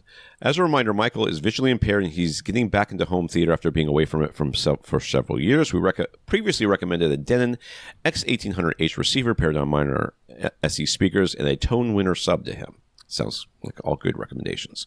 He wrote us a little while ago to say he was intending to visit an audio store that will be close to where he's staying in Toronto when he's on the trip there next month. There aren't any good shops to visit where he lives. He was planning to listen to basically all of the speaker brands they carry and also compare a Denon receiver to a Yamaha just to hear them all for himself. But after our helpful advice last time, he talked with them further ahead of his trip, and they understood the situation and wanted to test out accessibility features while he's there. But they really just have 3 showrooms set up, all with their highest end gear, and they don't really make changes to those setups for each customer, at least not to the extent he was hoping to hear and to be able to test, which is not surprising to me. It is not surprising. Did I not suggest that he call him first? I think I did. That's exactly it. That's the helpful advice he was referring to, Tom. So he's back to thinking he might just need to order everything online, have it delivered, and hope against hope that he doesn't end up in the doghouse if he decides that he wants to return or exchange something, since his wife is going to have to help him with some of the setup. I know, my man. He still just wants a 5.1 surround setup. He has fond memories of his old PSB speakers, but he thinks our Paradigm Minor SE suggestion is a good one. What do we think he should do at this point? Make more effort to try and hear the products he is considering in person prior to purchase, or take a gamble and just order the products we recommended to him and hope for the best? The second one. I'm going to be honest with you. I don't... The products that we recommend, this is not a subjective thing. Like for us, some people recommend products that they like because they like them. Like I've ridden a number of different bikes. I like certain bikes better than other bikes for certain reasons that you may or may not agree with. These are objective recommendations. These are recommendations for things that are objectively going to do the thing you want it to do. Like if you said to me, I want to buy a car and I need to transport a certain number of people in there and I need to be able to put a certain number of things in there at the same time. And I said to you, well, I have a Camry and it does those things, with a little, in my experience, you'd be like, well, I don't know. I wanted to put 6 people in there. And I'd be like, well, I can get 6 people in mine. That may be true. It's also not objectively, there's not objectively 6 seats in this car. There's 5. Yeah. I mean, you might be able to do it if the people are small enough and don't really care if they die. But this is like us recommending a minivan. The minivan will definitely do the thing and what you want it to do. Will it look the way you want it to look? Will it fit in your driveway the way you want it to fit in your driveway? I don't know. But I do know the minivan will do the thing you want it to do. The recommendations we make for you for speakers and receivers and subwoofers will do the thing you want it to do. And if it doesn't fit in look the way you want it to look or fit in your room the way you want it to fit into your room, that is separate from the thing you wanted it to do. So you want a certain sound. You want the sound to be flat and accurate and bass to be enough to fill your space and all these other things. And you had a budget to meet and accessibility features to consider. Yeah. Yeah. When you put all those things, this will definitely do the thing. So at the end of it, if you're like, but it doesn't sound the way I want it to sound, it's not the equipment. It's something else, which is always going to affect the equipment that you buy. Sure. So I would just say buy the stuff we tell you to buy, because objectively it will do the thing you want it to do, and everything else will be things that you would have to fix no matter what. Like, it's like, oh, I actually need a minivan, but I have a dirt driveway that has lots of divots, and I actually need a monster truck to get through them. Well, you're going to have to fix that driveway if you want to have a minivan. You just are. And that's the same thing here. You're going to have to fix if it sounds bad or if it sounds off or there's something weird going on, it's the room or it's the placement or it's a bunch of other things, but it's not the equipment. The equipment can do the thing you want it to do. Yeah, this is all pretty tell it like it is stuff. To me, at this point, there's really only one bit of a question mark, which is, it is possible that you could get the Paradigm Monitor SE Series speakers and be like, yes, they tell it like it is, but I just wanted something a little bit different. Like, we can't know that for sure ahead of time, but it's like, that's the only question mark to me. So what I would say is, right now, Gibby's, where I pointed you before, they're out of the B stock of the Denon X1800H, but 2001 Audio Video, which is another Canadian retailer, they have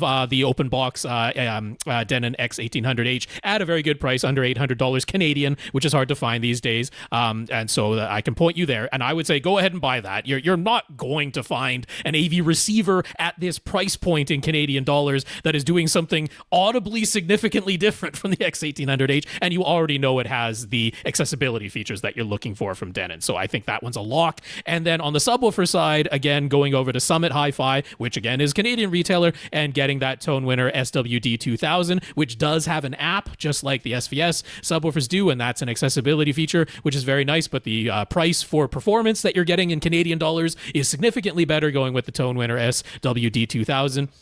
And so that's going to even out the bass performance that you're getting regardless of which speakers you end up going for. So I think that one's also a lock. So it's really just a question of, are the Paradigm Monitor SE Series speakers going to be right for you? What I would say to do is just go ahead and order one pair from Gibby's, right? Just get the Atom bookshelf speakers, because you would get 4 of those bookshelf speakers plus the 2000 center. Just get the one pair of the bookshelf speakers, because if you end up needing to return those, packing up one pair of bookshelf speakers and sending them back is the least amount of hassle that you can really, potentially look for here. And then if you do like them, then you get the bundle that gives you 2 more Atom speakers plus the 2000 series center, and saves you, I think it's like $10, but it still saves you a tiny little bit of money by getting the bundle. And I think that's the way to go. So the only little question mark is, do you personally like those speakers in your room? Try it out with one pair of bookshelf speakers first. That's the lowest risk you can take.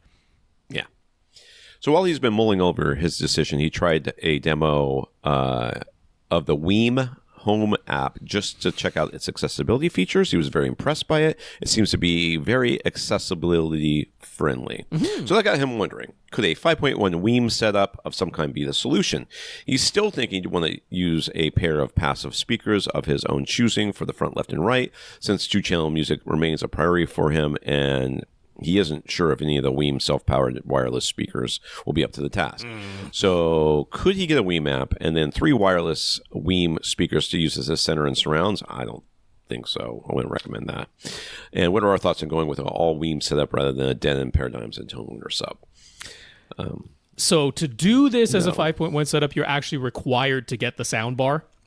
There is not an option to get 2 Weem amps and have one set as the front left right pair and the other set as the surround left right pair. You can pair a Wim amp with the sound bar and say, hey, this Wim amp is powering my surround speakers. But to actually have a front, left, center, and right, you have to get the sound bar, which is actually pre-order right now. It's not available to purchase right away, and I don't think it's going to give you the music performance that you're looking for from a dedicated pair of left and right speakers. Plus, the Wim sub, which you would absolutely need to add if you're using the soundbar as your front 3 channels, is not cheap.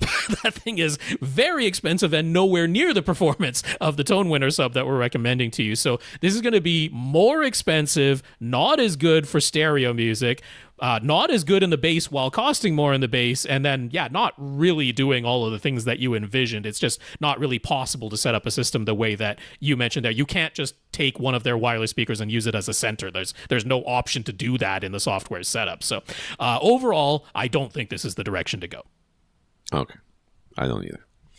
Mark, his wife, and their 2 kids, both under 5 years old, have found their long-term home. They expect they will stay in this house until the kids are out of college. Yeah. Best laid plans of mice and men. So with that major life decision now made, his wife has said she is on board with making the enclosed room downstairs into a media room. While there's a door to close it off from the rest of the house, and they're good with putting up curtains to control the light coming into the room through the windows, they do not intend to make this into a bat cave or a completely dedicated home theater. It needs to remain closer to a family room. Overall dimensions are 21 feet long, 13.5 feet wide, 7 feet high, but the 12.5 foot mark, I guess, in the long. Yes. There's a 4x4 support column, so there are L-shaped sectional couches going to back up against that column. And from the column to the front wall will be considered the theater area. Behind the couch and the column will just be sort of a play area, and they were thinking of putting up a curtain behind the couch to sort of visually separate the 2 halves of the room that way. So it's actually going to be 12.5, the theater area from the back of the couch to the front wall. It'll be 12.5 feet, 13.5 feet wide, and 7 feet high. That's right. So there you go. Correct. We have some pictures here that are somewhat blurry. They were taken from a very quickly whipped around video that I just screenshotted. So that's why they're. But it's enough to get a rough idea of what we're dealing with in this room space here. Yeah. So this support column is like smack dab in the middle of this room almost. Is. Yeah. So the room is fully carpeted. The door into the room will be on the right at the front corner. The left has 2. Wait. So you'll walk into the home theater. Well, you can see it in the photos there, right? I know. The door in is on the right side wall, but it's at the front. Yeah, at the front. So you're going to be walking into like right in front of the TV, basically. Yes, right in front of the TV, right into the front right speaker if it's on a stand. Yes. Yeah, I see that. I don't love it. Right front corner. The left has 2 windows, and there's a door leading outside that will be behind the column and the couch. There's also a small closet door at the very back of the room near the left corner. Underneath this room is a concrete pad. So they budgeted $5,000 to go towards a 5.1 audio system. He'd like to install as much room treatment as their budget allows, but it wasn't entirely clear from his email if the $5,000 needs to cover room treatments as well. They're going to continue to use their 60-inch TV on a TV stand for the time being. There's a shelf in that TV stand where the center speaker will go. From the dimensions given in his email is either 9.5 inches high or 14 inches high. One of those. There's just a slight difference there. That's kind of significant. Some will fit and some won't. I'm going to assume that $5,000 budget, because he's like, that's for the audio, and I'm like, so I'm assuming that's including acoustic treatments in here. I would too. Which, thankfully, I don't think you need to go insane, because as long as the curtains you're planning to put up are not also part of that budget, then I think we're going to be okay. So he's a fan of PSB, and he still has a pair of PSB Image B25 speakers, but those are already set to go in a different room in the house, connected to a Wii amp. They do care about the looks of the speakers, so when he researched PSB's current lineup, he found that price-wise, they'd have to drop down to their Alpha series, but he doesn't find those to be aesthetically pleasing enough, so we can keep that in mind. Mm-hmm. All right, to start off with, why don't we start our recommendations with room treatment? To be interested in getting some printed panels? So which company would recommend that could supply all the panels he needed, and then how should he aim to treat this room? So can we talk about layout first? Sure, yes. I don't love walking into the front speaker here, and I also don't love walking. So basically, the way that this is kind of is being couched as you would walk into the front of the theater room, have to walk through the theater room, through a curtain to get to the play area in the back. That's right.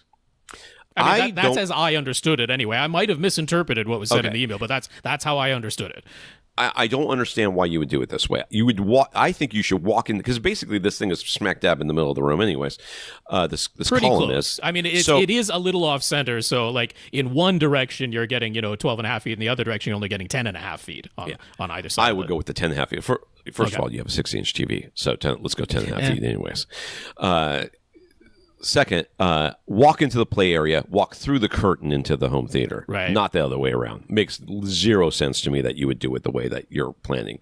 Okay. If there's a reason for it that I'm not seeing here, because I am not seeing I think it was just size, but yeah, so that would mean that the door to outside and the closet door would be the front wall of the theater area. The closet door wall would be the front wall of the theater area, and then the door outside would be the part that's letting light in, because there is a light, there is a window in the door that goes outside, but the maybe the thought is they want to put the toys in the closet area, and that's why they're doing it. I mean, I think it was mostly just to do with the size, because now you've got a smaller section that's going to be used, because I mean the couch is going to have to go in front of the post, whichever way the couch is facing. You can't really have the couch behind the support post, so you can't gain more distance from the screen that way. So if it were me, I would flip it around. I would lock that door to the outside and say this is no longer of use to anybody. I would even consider taking those bifold doors off of the closet and put a curtain over it, like a little curtain over it instead, and then make that into like where your gear is going to go. Sure. I know you have something already, but he's got a TV stand. He's got the TV stand, but don't put the gear in the TV stand. Put the gear all in this room and have it all be back there, kind of clean looking. And then you just have your speakers and your TV up front, your little TV stand where you can put like knickknacks or other things, because aesthetics are important to you. So now that can become a design thing where you can put miniatures, or I don't know what your family is into. Something like that. There is a big blank wall on the right side, but there is no real way to fit a sectional couch anywhere around that support pole and be facing the blank wall on the right side. So you are either going to have to be facing one of the two 13.5-foot walls, both of which have a door that swings into them. But I can get behind what Tom is saying if the distances do make sense, because we're not in this space, we're not feeling it, so I can kind of understand. But okay. And then you've also taken those two windows and you've kind of blocked them off for the most part from the theater area just with this one curtain. So now you're no longer having to deal with, and you've got more wall on that side, one would think, to put room treatments in the actual home theater, which what we're going for is about a third of the room that has got absorption on it, right? With this allows you to put a lot of that in this one, more towards the front area, and then you're going to put some on the back, the quote unquote back wall there, and you're not worried about trying to cover up windows, you're not trying to cover up anything else, because you've got a curtain that's going to block off this one area, the home theater area, which I think is a good idea.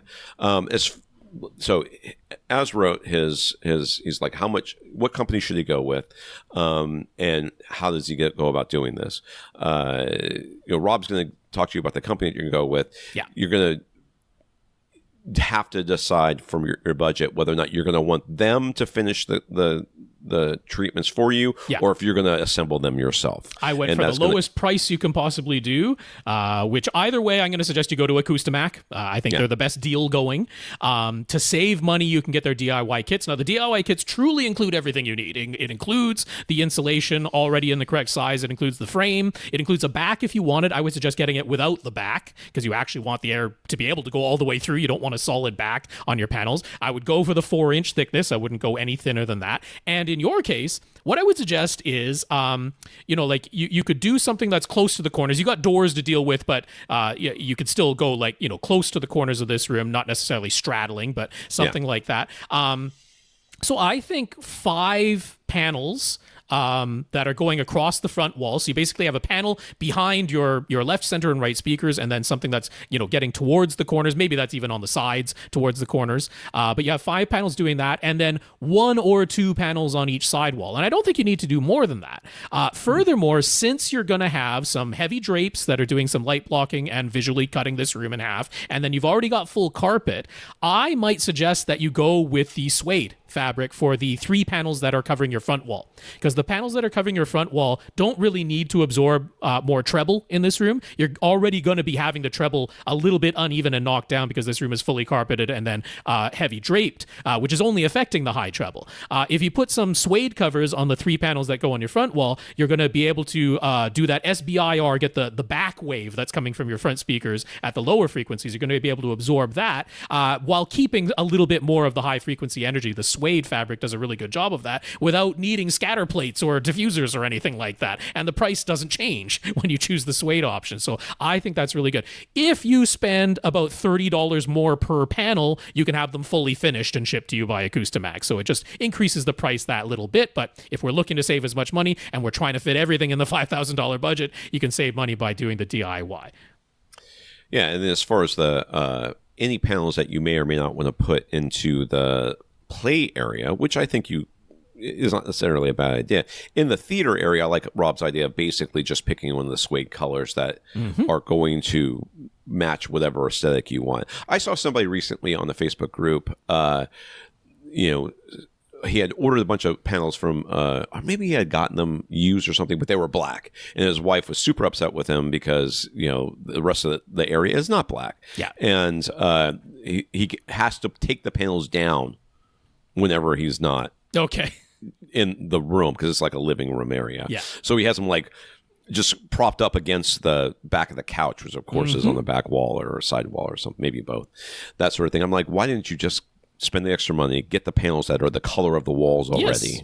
And in fact, it's not extra money. There's a huge selection of colors from Acoustimax, so you can get one that matches the trim. You could get white that matches the walls. Whatever way you want to do it. Accent colors or something like that. That's right. Get your partner involved. There's no reason to ask for forgiveness. And I'm thinking on the front wall that's do this behind the TV and behind the speakers, to me that makes more sense to just have a plain color that's back there and won't be distracting. But then if you want a panel or two on each side wall, and you talked about printed panels, again, Acoustimax, they do the printed panels at one of the most reasonable prices that you can get. And you can just get the fabric from them if you want to wrap the DIY panels yourself. They can supply it either way. So Acoustimax is your one-stop shop for all of this. But if you're looking there, again, go with the 4-inch thickness. Now, it's a lot more to get the printed panels. You're talking, $270 basically.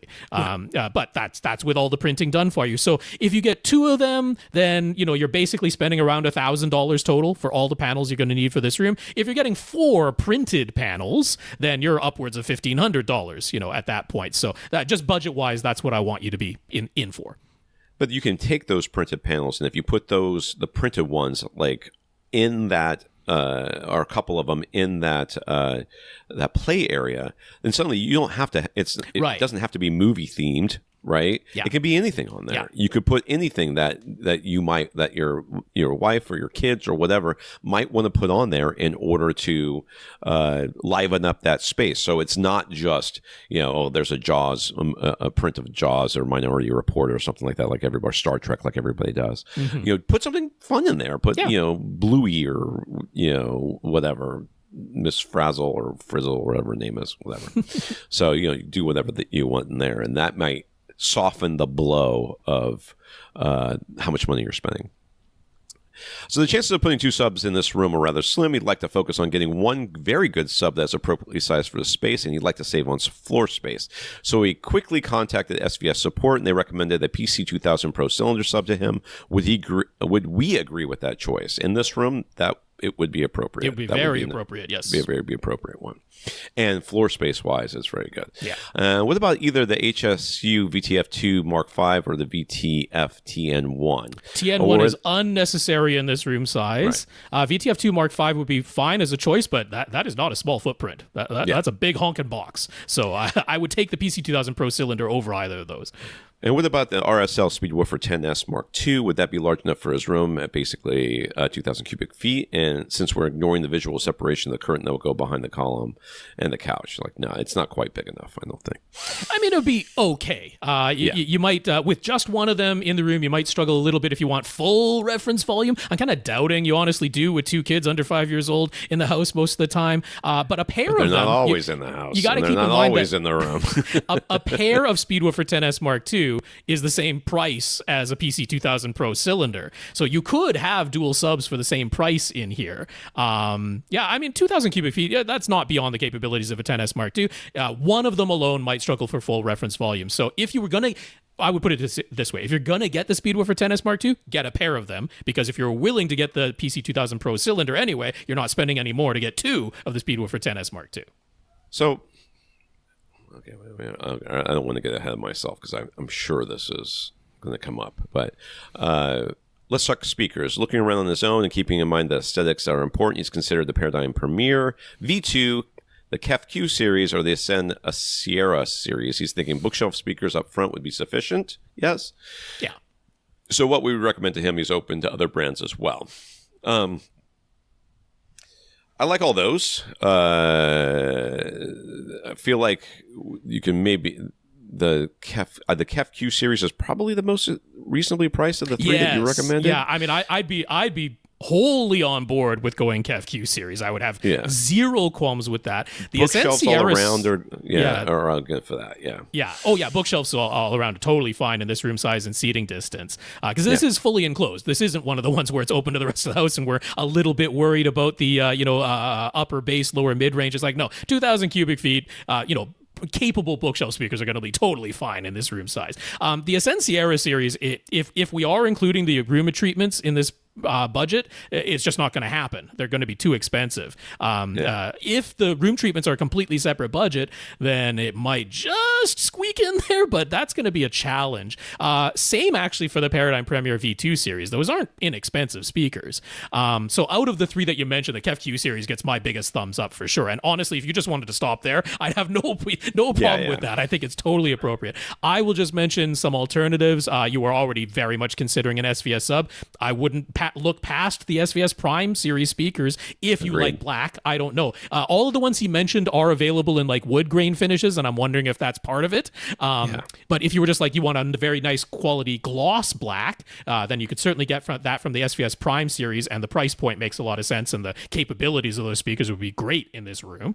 I would also mention Polk, their Signature Elite series. I've mentioned them before. I'm a pretty big fan of that Polk Signature Elite series. I think they sound very, very good. They're nice and compact. They do have a wood grain finish option. I don't think it looks quite as nice as the other ones that you've talked about, because it is just a vinyl wrap, but it doesn't just have to be plain black, or they have a white option too if you were looking for that. But I'm a pretty big fan of that Polk Signature Elite, so I wouldn't dismiss those. And then Elak's debut 3.0 series, also available in a walnut finish, not just black, and would be a very appropriate for price and performance and output capabilities in this room size. So I've added to the list, but all of the ones that I mentioned in the SVS Prime series, the Polk Signature Elite, and the Elak Debut 3.0 series, those are all at price points that would allow you to get the room treatments all within this budget. And then the KEF-Q series would be the one I would pick out of the ones that you mentioned.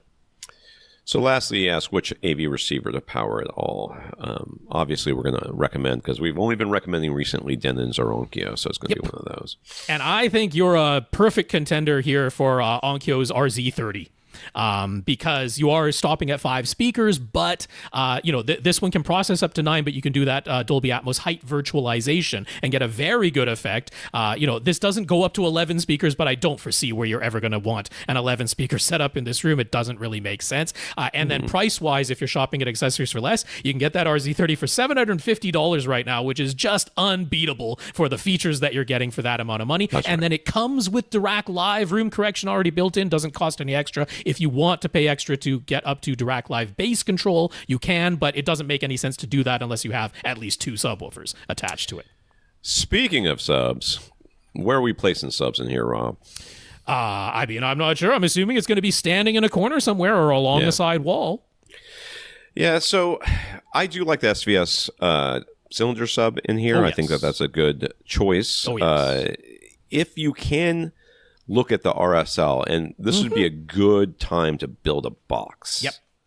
If you look at the RSL and you build a box and you look and you place it in this space with your significant other and start figuring out how you could mirror these across from each other. Like to me, like right kind of behind the couch across from the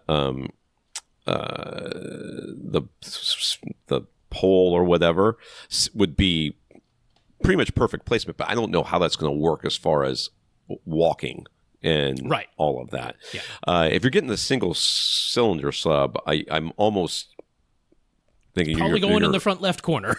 That was what I was thinking. The front left corner seems to be the only really reasonable option. A single subwoofer, like, oh, well, I'm crossing it over the 80, so it's not localizable. It's not localizable, but if you've only got one and it's right next to your couch, one side of the couch is going to physically shake more than the other side of the couch, you're gonna kind of localize it. It does go above 80 hertz. But the cylinder standing in the corner, that's pretty reasonable. You're not going to have perfectly uniform bass across your entire L-shaped couch, but if you focus on the main seat where you probably care more than the rest of your family, then it's still doable. You can also still build a box for a cylinder sub, but you're only building the base of it, if that makes sense. Sure. Like, this is how big the round part at the bottom will be touching the ground. Well, you could also just take some cardboard and make a tube and have a pretty good representation. Yeah, you could do it that way too. It's a little bit harder, but you can at least get an idea of what that floor space looks like, and comparing one to the other sort of thing. And if you look at it and you're like, oh, we can put two RSLs in here, go with the two RSLs. As long as you can place them across the room from each other, that's the way to go. Chris's wife is starting a new business. Money is tight, but she needs to be able to show in-person tutorials and how-tos. So she asked Chris if he could help her find a convenient, super inexpensive projector and screen that will be easy to transport and quick and easy to set up and use for these demonstrations. She wants a screen that won't be all wrinkled. And the budget for the projector and the screen is limited to $200 to $300. Chris landed at about $600 when he searched Amazon on his own, so he's come to us for help.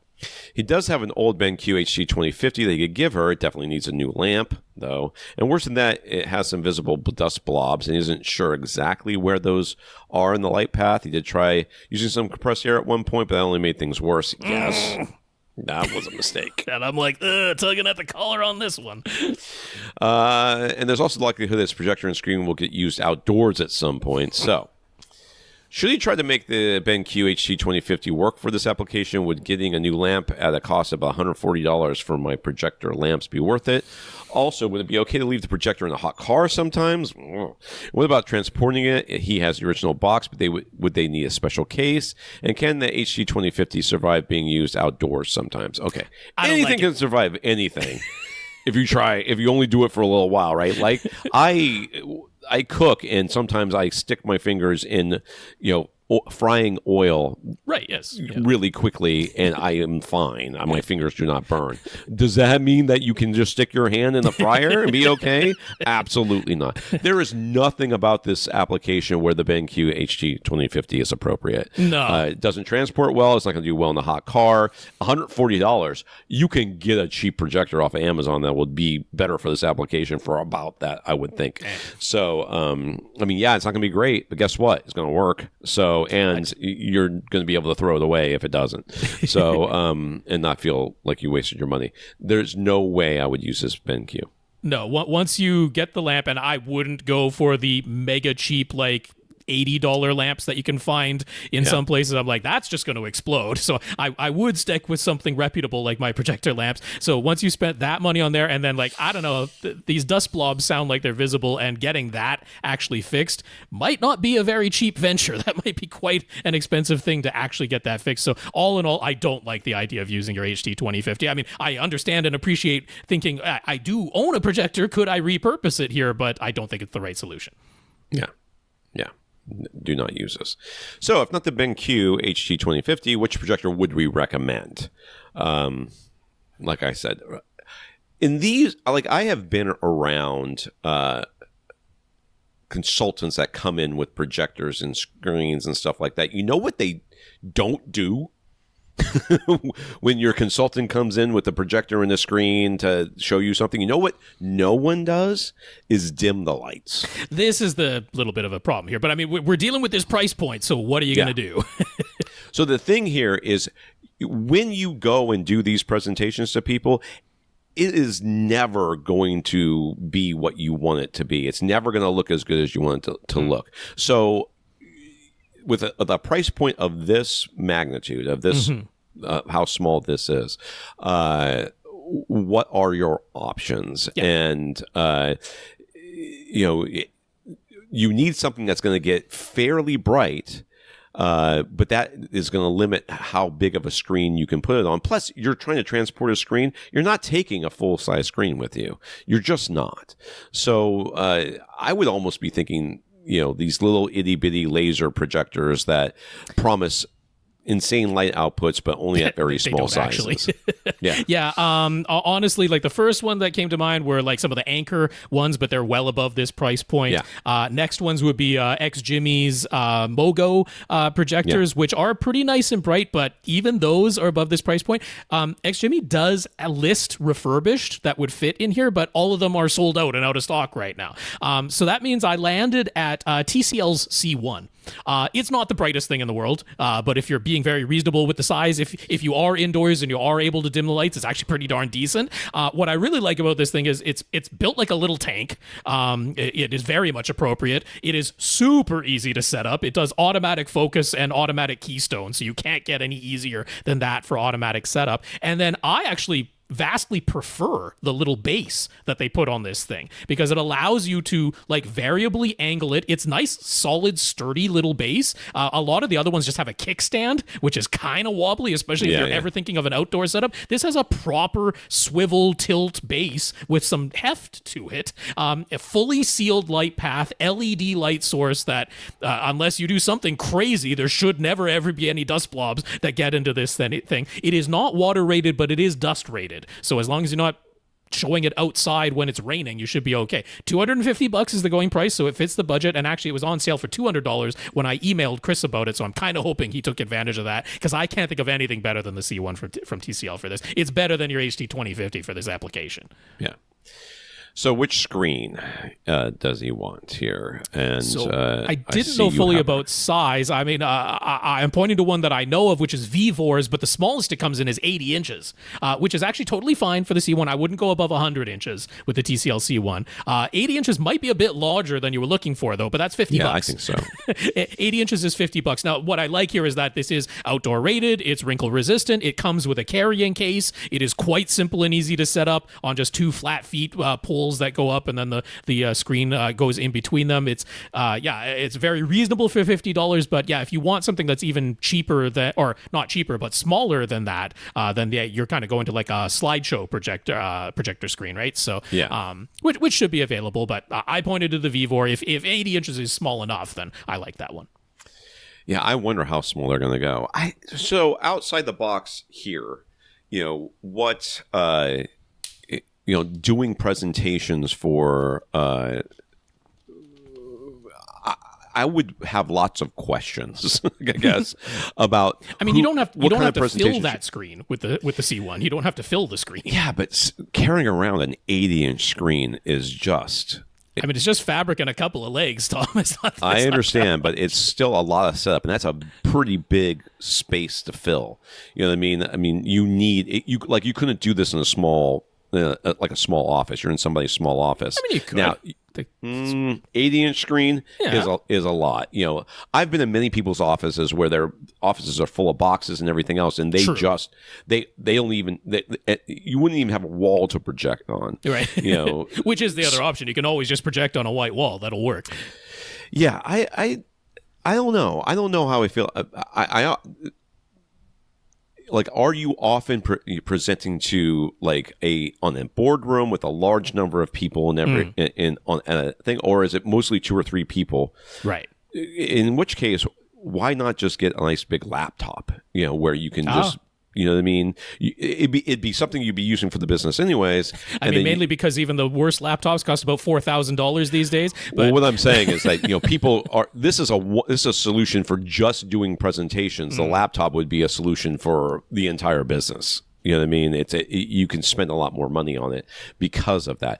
I don't really know. What's going on. So, like I said, I would have a lot of questions. Sure. For me, I almost want something that doesn't get any bigger than like a 32-inch or a 50-inch screen, because I want to be able to put it on a table. Like, I don't think having to have it stand on the ground and have, which essentially is like 5 feet of width to put up an 80-inch screen. I'm guessing it's around there.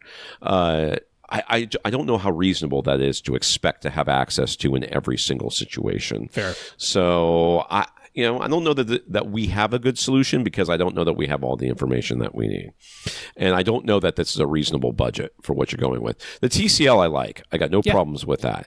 And if it were me, I would be like, I can either bring my laptop which has a nice big screen on it, and do it kind of a smaller presentation. Or I can bring my TCL, and then if they have a wall available, I'll shoot it on the wall. If they don't have a wall available, then we'll just look at it on the laptop sort of situation.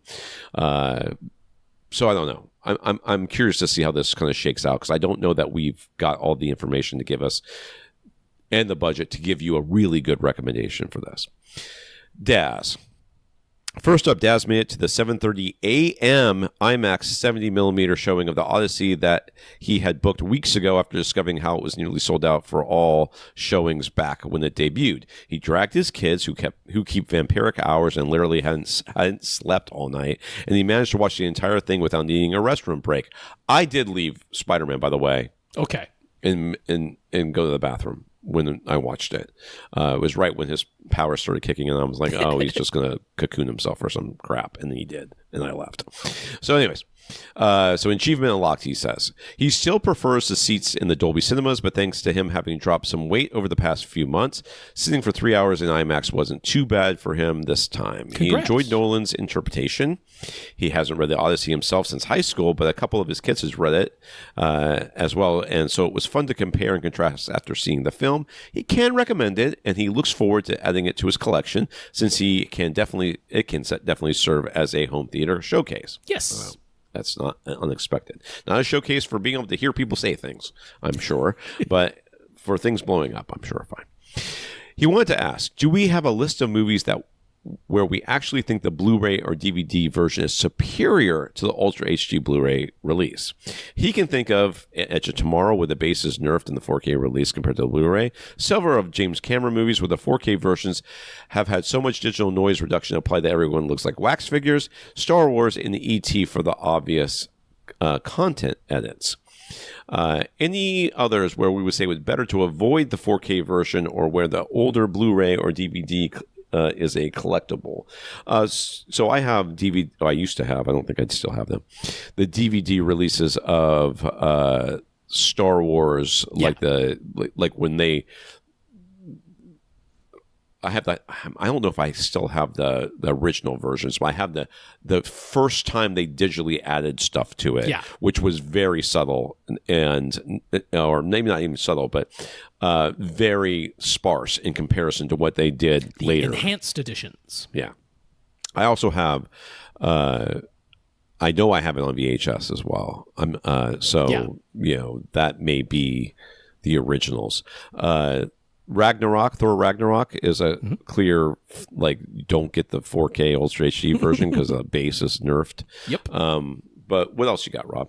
War of the Worlds, again, the base is nerfed on the 4K release. Platoon was one of the worst for the overuse of digital noise reduction. Just completely took all the film grain out, and Platoon looks terrible. So does Patton. Patton looks absolutely terrible due to all the digital noise reduction, so I wouldn't go for that on 4K.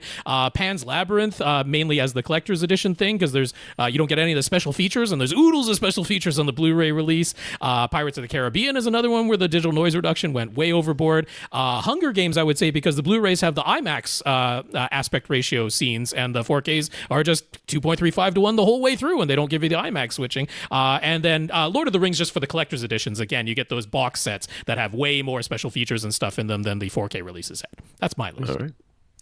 So Dazz feels okay to share at this point that he is a residential home inspector. He'll sometimes see homes that are up for sale that had a home theater. Sometimes he'll leave the equipment behind as part of the sale. Sometimes he only sees the remnants.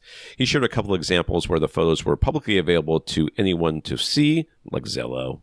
Yeah. He's just curious to hear how we'll react. What do we think if we were to prospective buyers, and how do we feel in general seeing what's left behind when a house with a home theater gets put up for sale? So house one we're looking at here. Yep. This is they got a gray screen. They got everything in gray screen. Oh yeah, it's a gray screen. Yeah, gray screen in a greenish maybe room. Yeah, kind of olive. Light control. There's blackout cellular shades, which don't fully black everything out, because why would they? Around the edges, light still comes in. There's doors in the back. Yep. There's a subwoofer in the back there too. There is. in-wall speakers below into the sides of the screen, and then another thing there. It's an access panel, access panel that's there, and then the surround speakers are in the back wall. No speakers in the side walls here. Yeah. I mean, I'd be okay with this. What is this projector hanging down? It's a 3020. I'd probably want to upgrade that, but the projector mount is there. That's totally fine. And then the subwoofer, interesting because they let's see. No, that's a Yamo. Looks like it's a Yamo. But they've used the coaxial wire there. They got a coaxial to RCA adapter in the back there with a unnecessarily short coaxial wire coming out of the wall to the sub there. So I might replace that wire. I might replace that sub entirely. They put all the equipment in the closet that's over to the left of the room. So you got a Pioneer Elite receiver in there. You got I don't know what these other devices are that are in there, but I don't know. One of those looks like a power conditioner, I think. So I mean, look, I'd probably replace all the equipment in here. None of this is really to my liking, but the room itself, I can totally work with this room, and I could either just ignore the in-wall speakers or patch up those holes or reutilize them for something. I'd want some proper surrounds, but no reason I can't add something to the side walls. Yeah, they clearly put the surrounds in the back because of the windows. Sure. Or this is such an old theater that's where they were recommended to go before. Anyway, but it looks like a pretty nice shape and size, and there are doors to enclose it. So overall, I can definitely turn this into a modern theater room for sure. Yeah, I wonder how easy it is to access all these wires that are in the ceiling and the walls. I don't know. House 2, another projector setup. It looks like they have can't sit in the middle. There's an aisle straight down the middle. Yeah, it's not just that they decided to put the seats to either side. They actually built in risers with an aisle down the middle, so it's a challenge to put a seat in the middle. Well, if the risers are movable, you can slide everything together and have aisles on either side, which is what I would immediately do. There's a screen up front inside of some sort of wooden alcove-looking thing. There's no visible speakers that I see. There are one set of surround speakers for the back row, and that's it. I guess that's the sub. Is that what I'm led to believe? The sub is built into the wooden thing. Yep. And all the gear is hidden behind the doors there, so they must have some sort of IR repeater or hub-based system. I mean, they got a Logitech. There. They got a Logitech hub. Yeah. I don't know that there's enough air circulation for this receiver, but we got a Cinema 4050 going, so Epson's in both of them. Again, I mean, the room itself looks perfectly nice to me. I would want to remove that riser. I'd rearrange the seating. I would replace all the equipment, but again, the room itself looks very workable to me. Oh, the riser is... Oh, I didn't realize that the riser was the way it is. That's strange. It's cut down the middle, so you have a walkway all the way from the middle door. I thought there were black boxes underneath the back. That was the riser for that's just the seats, and they're sitting on top of a carpeted riser. That's right. Oh, well, that's a problem. Yeah. So I would fix that riser. Yes. The projector is a Pro Cinema 4050. 4050. Yeah. Okay. I mean, you always think to yourself you're going to switch out the gear. I don't hate this. Other than the aisle down the middle, I don't hate the setup. Yeah. You could, in theory, and I think that I might consider doing this. Just push the front row of seats together, right, initially, and then leave the back seats the way they are. Be a little awkward for walking in, but a little bit of walk. Yeah, for walking, it'd be a little bit awkward at least at first, but it would get you started. But that's it. All right. Yeah. So I don't think I'd be paying extra to keep the equipment that was left behind in either case. That wouldn't up my price. In fact, it might make me want to lower it a little bit, but the rooms themselves are totally workable.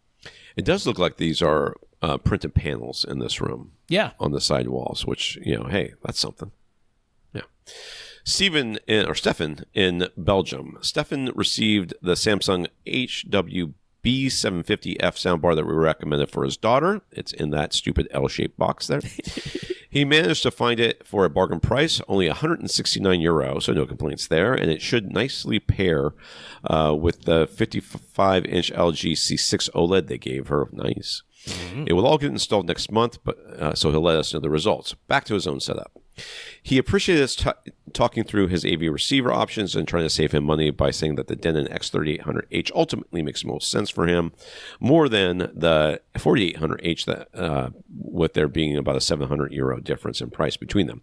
But he's stuck in his head about it. He was hoping that something would just feel right and be close to 100% of everything he's looking for in an AV receiver. Like if the 4800H had double the amplifier power instead of just 20 or 30 watts more, it would just feel right to him, and he'd happily make the purchase. It's a gigantic leap in price to step up to the 6800H, and he honestly doesn't need the ability to process 13-channel speaker channels, so there's really no way to justify it. Can we think of anything to make him feel right for this? Some AV receiver models that feels like a step up over the 3800H, but actually justifies itself more than the 4800H, but also doesn't cost as much as the 6800H. Just buy an amp. Just buy an amp. I mean, he didn't have that as part of what he wanted to do. Buy an amp if you're worried about there not being enough power or something. And also, just buy an amp. I think you're underestimating the 3800H. I think you're definitely underestimating how good that AV receiver is. Buy a label maker and change the number to the 3801. Like, I honestly can't say it's worth paying almost the same price as a 4800H for the new 3900H, because you're really not getting anything then. So no, I will just say I think you're underestimating the 3800H, and then yes, consider adding a Emotiva Base X A3. It's really not a large component to add into your system, and then you'll have all the amplifier power you could ever want for the same amount in total as you would have paid for the 4800H without getting all of that extra amplifier power. So, my man, I am with you. Okay, I am with you. I do get where it's coming from.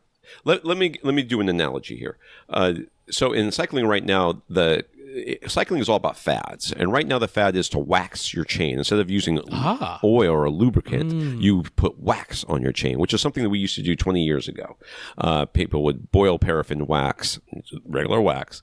Now they have special wax that has friction reducing components in it, which is what we call a lie. But that's what they say they have in there. But anyways, you can you wax your chain. Right. And I've never waxed my chain because it's a pain in the butt and I don't want to. And it doesn't, I know objectively that this is not going to be a thing that's going to make any difference in my life. And even all the people who say it make a difference are liars. Because they know they're lying, but they are lying. They just don't know they're lying. People often make a change to their bicycle and they say, oh my God, everything's so much better now. I'm like, you literally had your bicycle cleaned for the first time. This is why your bike is better. It has nothing to do with the fact that you waxed your chain. In fact, you cleaned your chain is what makes it better. And then you had to clean it to wax it, and you've never cleaned it before. So yes, it feels better. And yes, it's quieter. And yes, it's all these other things. But you would have been that if at the end of the cleaning you put lube on it and not wax on it. So anyways, I took my bike in because I've been messing with it, and I have only ridden on this chain maybe half a dozen times. So I threw it in the cleaner, and it was coming out super clean, like there was nothing in the water whatsoever. Okay. And our ultrasonic cleaner. So I was like, I was talking to the owner of the shop. I'm like, if we were ever going, because we don't wax, if we were ever going to wax a chain, this is a chain that we're going to wax. He goes, let's do it. Let's just wax it. So we waxed it. Did the whole wax thing, followed the procedure, did everything you're supposed to do. And we have the special wax that you're supposed to buy, right? And I put it on my bike and I rode it and I came back and he was like, how was it? I'm like, it's exactly the same. Okay. It makes absolutely no difference whatsoever. Okay. So this is where you are as a consumer. You are like, I want to get the better thing. Okay, I want to get the 4800 because everybody's getting the 3800, so I want the one that's better than that because I want to know that what I have is better. Okay, in the end, if you were to compare your experience with a 3800 to 4800, you would go, "There's no difference here. Yeah. There's zero difference in my life. I've spent extra money and extra time and done all this stuff for no objective improvement in performance." And that is waxing chains. So I know because I've done it, and you are going to have to take our word for it that the 3800 will give you all the performance you need, and upgrading will make no objective difference.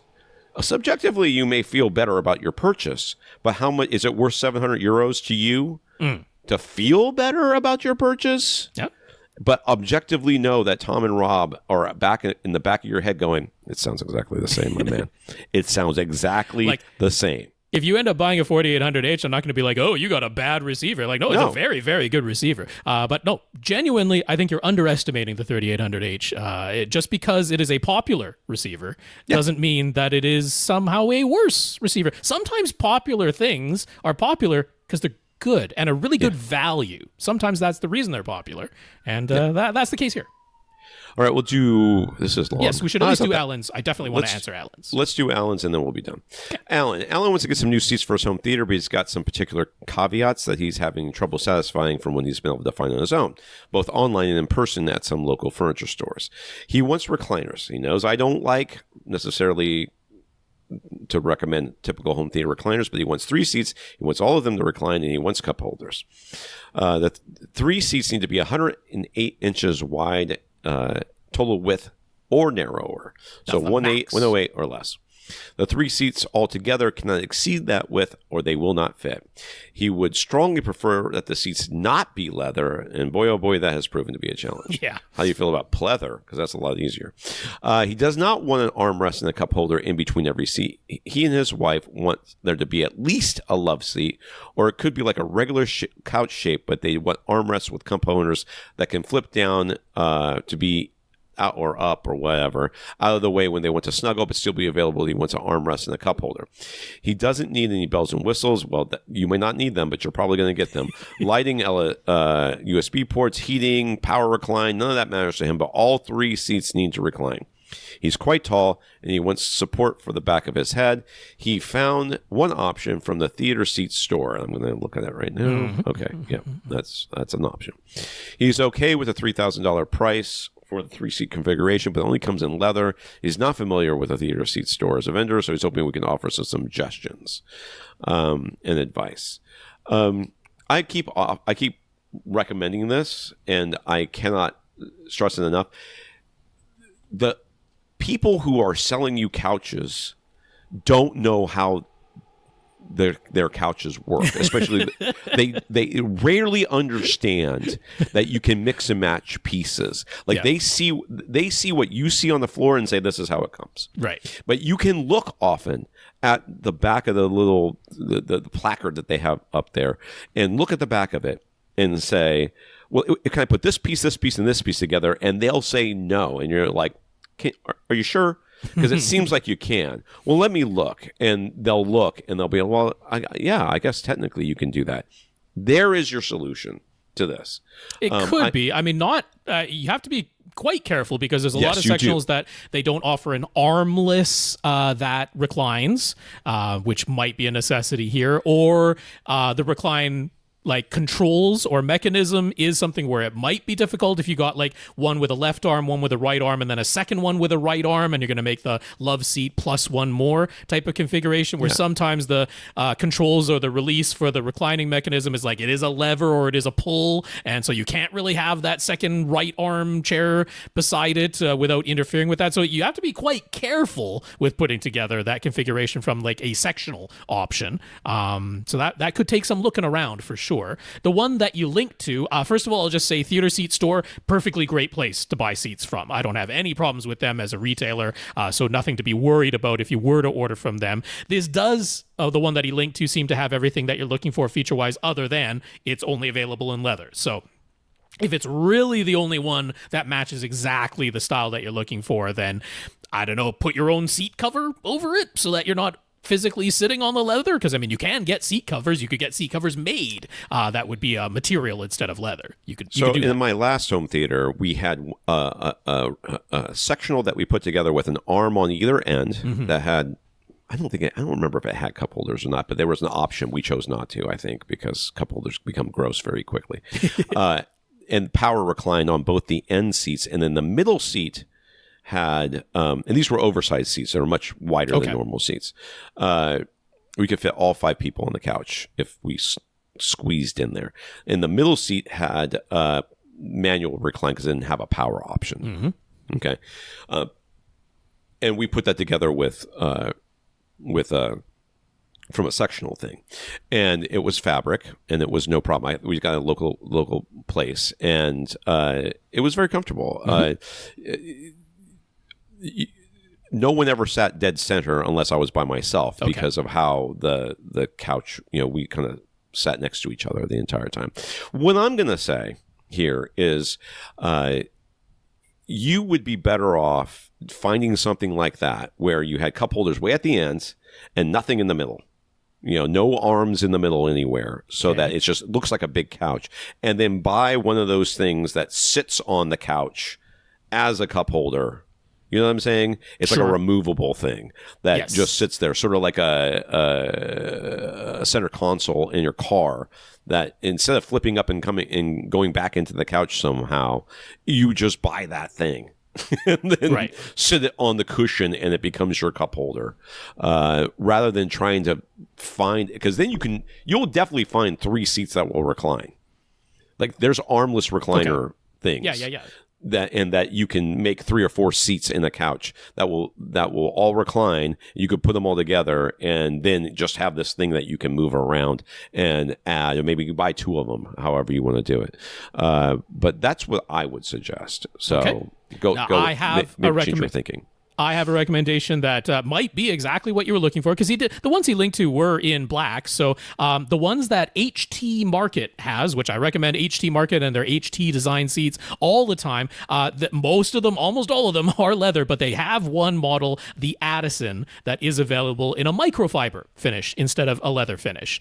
And so if that's what you're looking for, it is black microfiber. I think it is possible to customize at a significant price increase, but the ones that they stock regularly are the black microfiber. So if you're okay with that color and microfiber fabric instead of leather is what you're looking for, the Addison, for 3 of those seats, you'd be looking at $2,700. So we're under the budget that he already said he was willing to pay.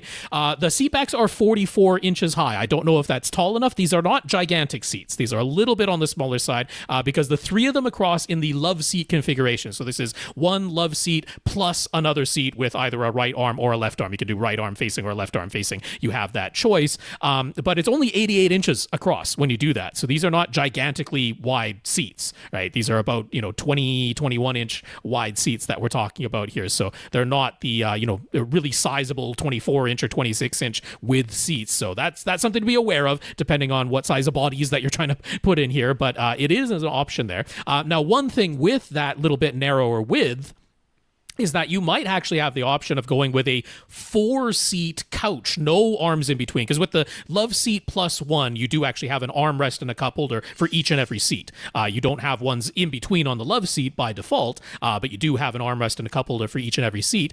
You could go up to the 4-seat sofa configuration, and that would actually be 106 inches wide. So it fits within your 108-inch maximum width. And that way you could have additional seats with the sofa configuration. You're thinking, wait, this is a sofa. I don't have the armrests and the cup holders for each seat. Well, they sell exactly the sort of thing Tom was talking about. This is an optional armrest with a cup holder in the microfiber black for $140 each that wedges in between the sofa seats, so you can take it out when you don't want it there, and you can just wedge it in between and have it sitting in between the seats when you do want the armrest and the cup holder in between each of the seats. So that is an option that's affordable, that is not in leather. It is black by default, so if you want a different color, you'd have to call to customize. Now, they do only come in power recline, so I don't know if you were actively against power recline when you said that you don't need any special features, but in order to have the armless ones that don't have some sort of release that's in between the seat cushions, you do have the power recline for the Addison there. But yeah, that might just suit everything that you need from a very reputable vendor and seat manufacturer there in HT Market. All right, who do we have left? We have on our list Leighton and Dale. That was it. All right. Leighton and Dale, we'll get to you next week. Mm-hmm. If you want to get your question answered, all you have to do is ask us by emailing us at question@avrant.com. We want to thank our listeners of the week. We want to thank David and Dan for going to avrant.com, click on the Buy Us a Cup of Coffee link, and sending us a PayPal donation, as well as our 119 patrons over at patreon.com. Yes, that's right. David and Dan, thank you very much for those PayPal donations. And over at patreon.com/AVRant podcast, you can sign up to make an automatic monthly donation if you'd like to. So big thanks to our 119 patrons over there. Also, thanks, Stefan, for talking us up to SVS. Yeah, thanks, Stefan. Very nice to get that message back from Gary Yakubian for you as well. And notes of gratitude from Mark, Greg, Dazz, Jack, Leighton, and Dale. Thank you for thanking us. Yeah, those names one more time were Mark, Greg, Dazz, Jack, Leighton, and Dale. Thank you very much for the notes of gratitude and encouragement. We really appreciate them. And a big, big thank you to everybody who continues to listen and send in your questions. If you want to get your question answered, all you have to do is ask. You ask by me. I already said this, but emailing us at question@avrant.com. For AVRant, I'm Tom Andrew. And I'm Rob H. Now go out and listen to something.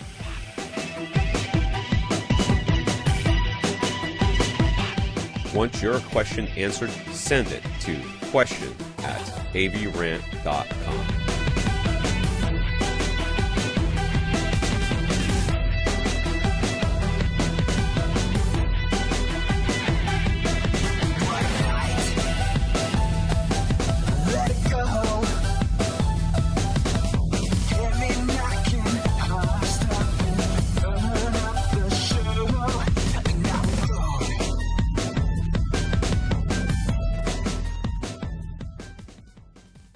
This is AVRant. Now go out and listen to something.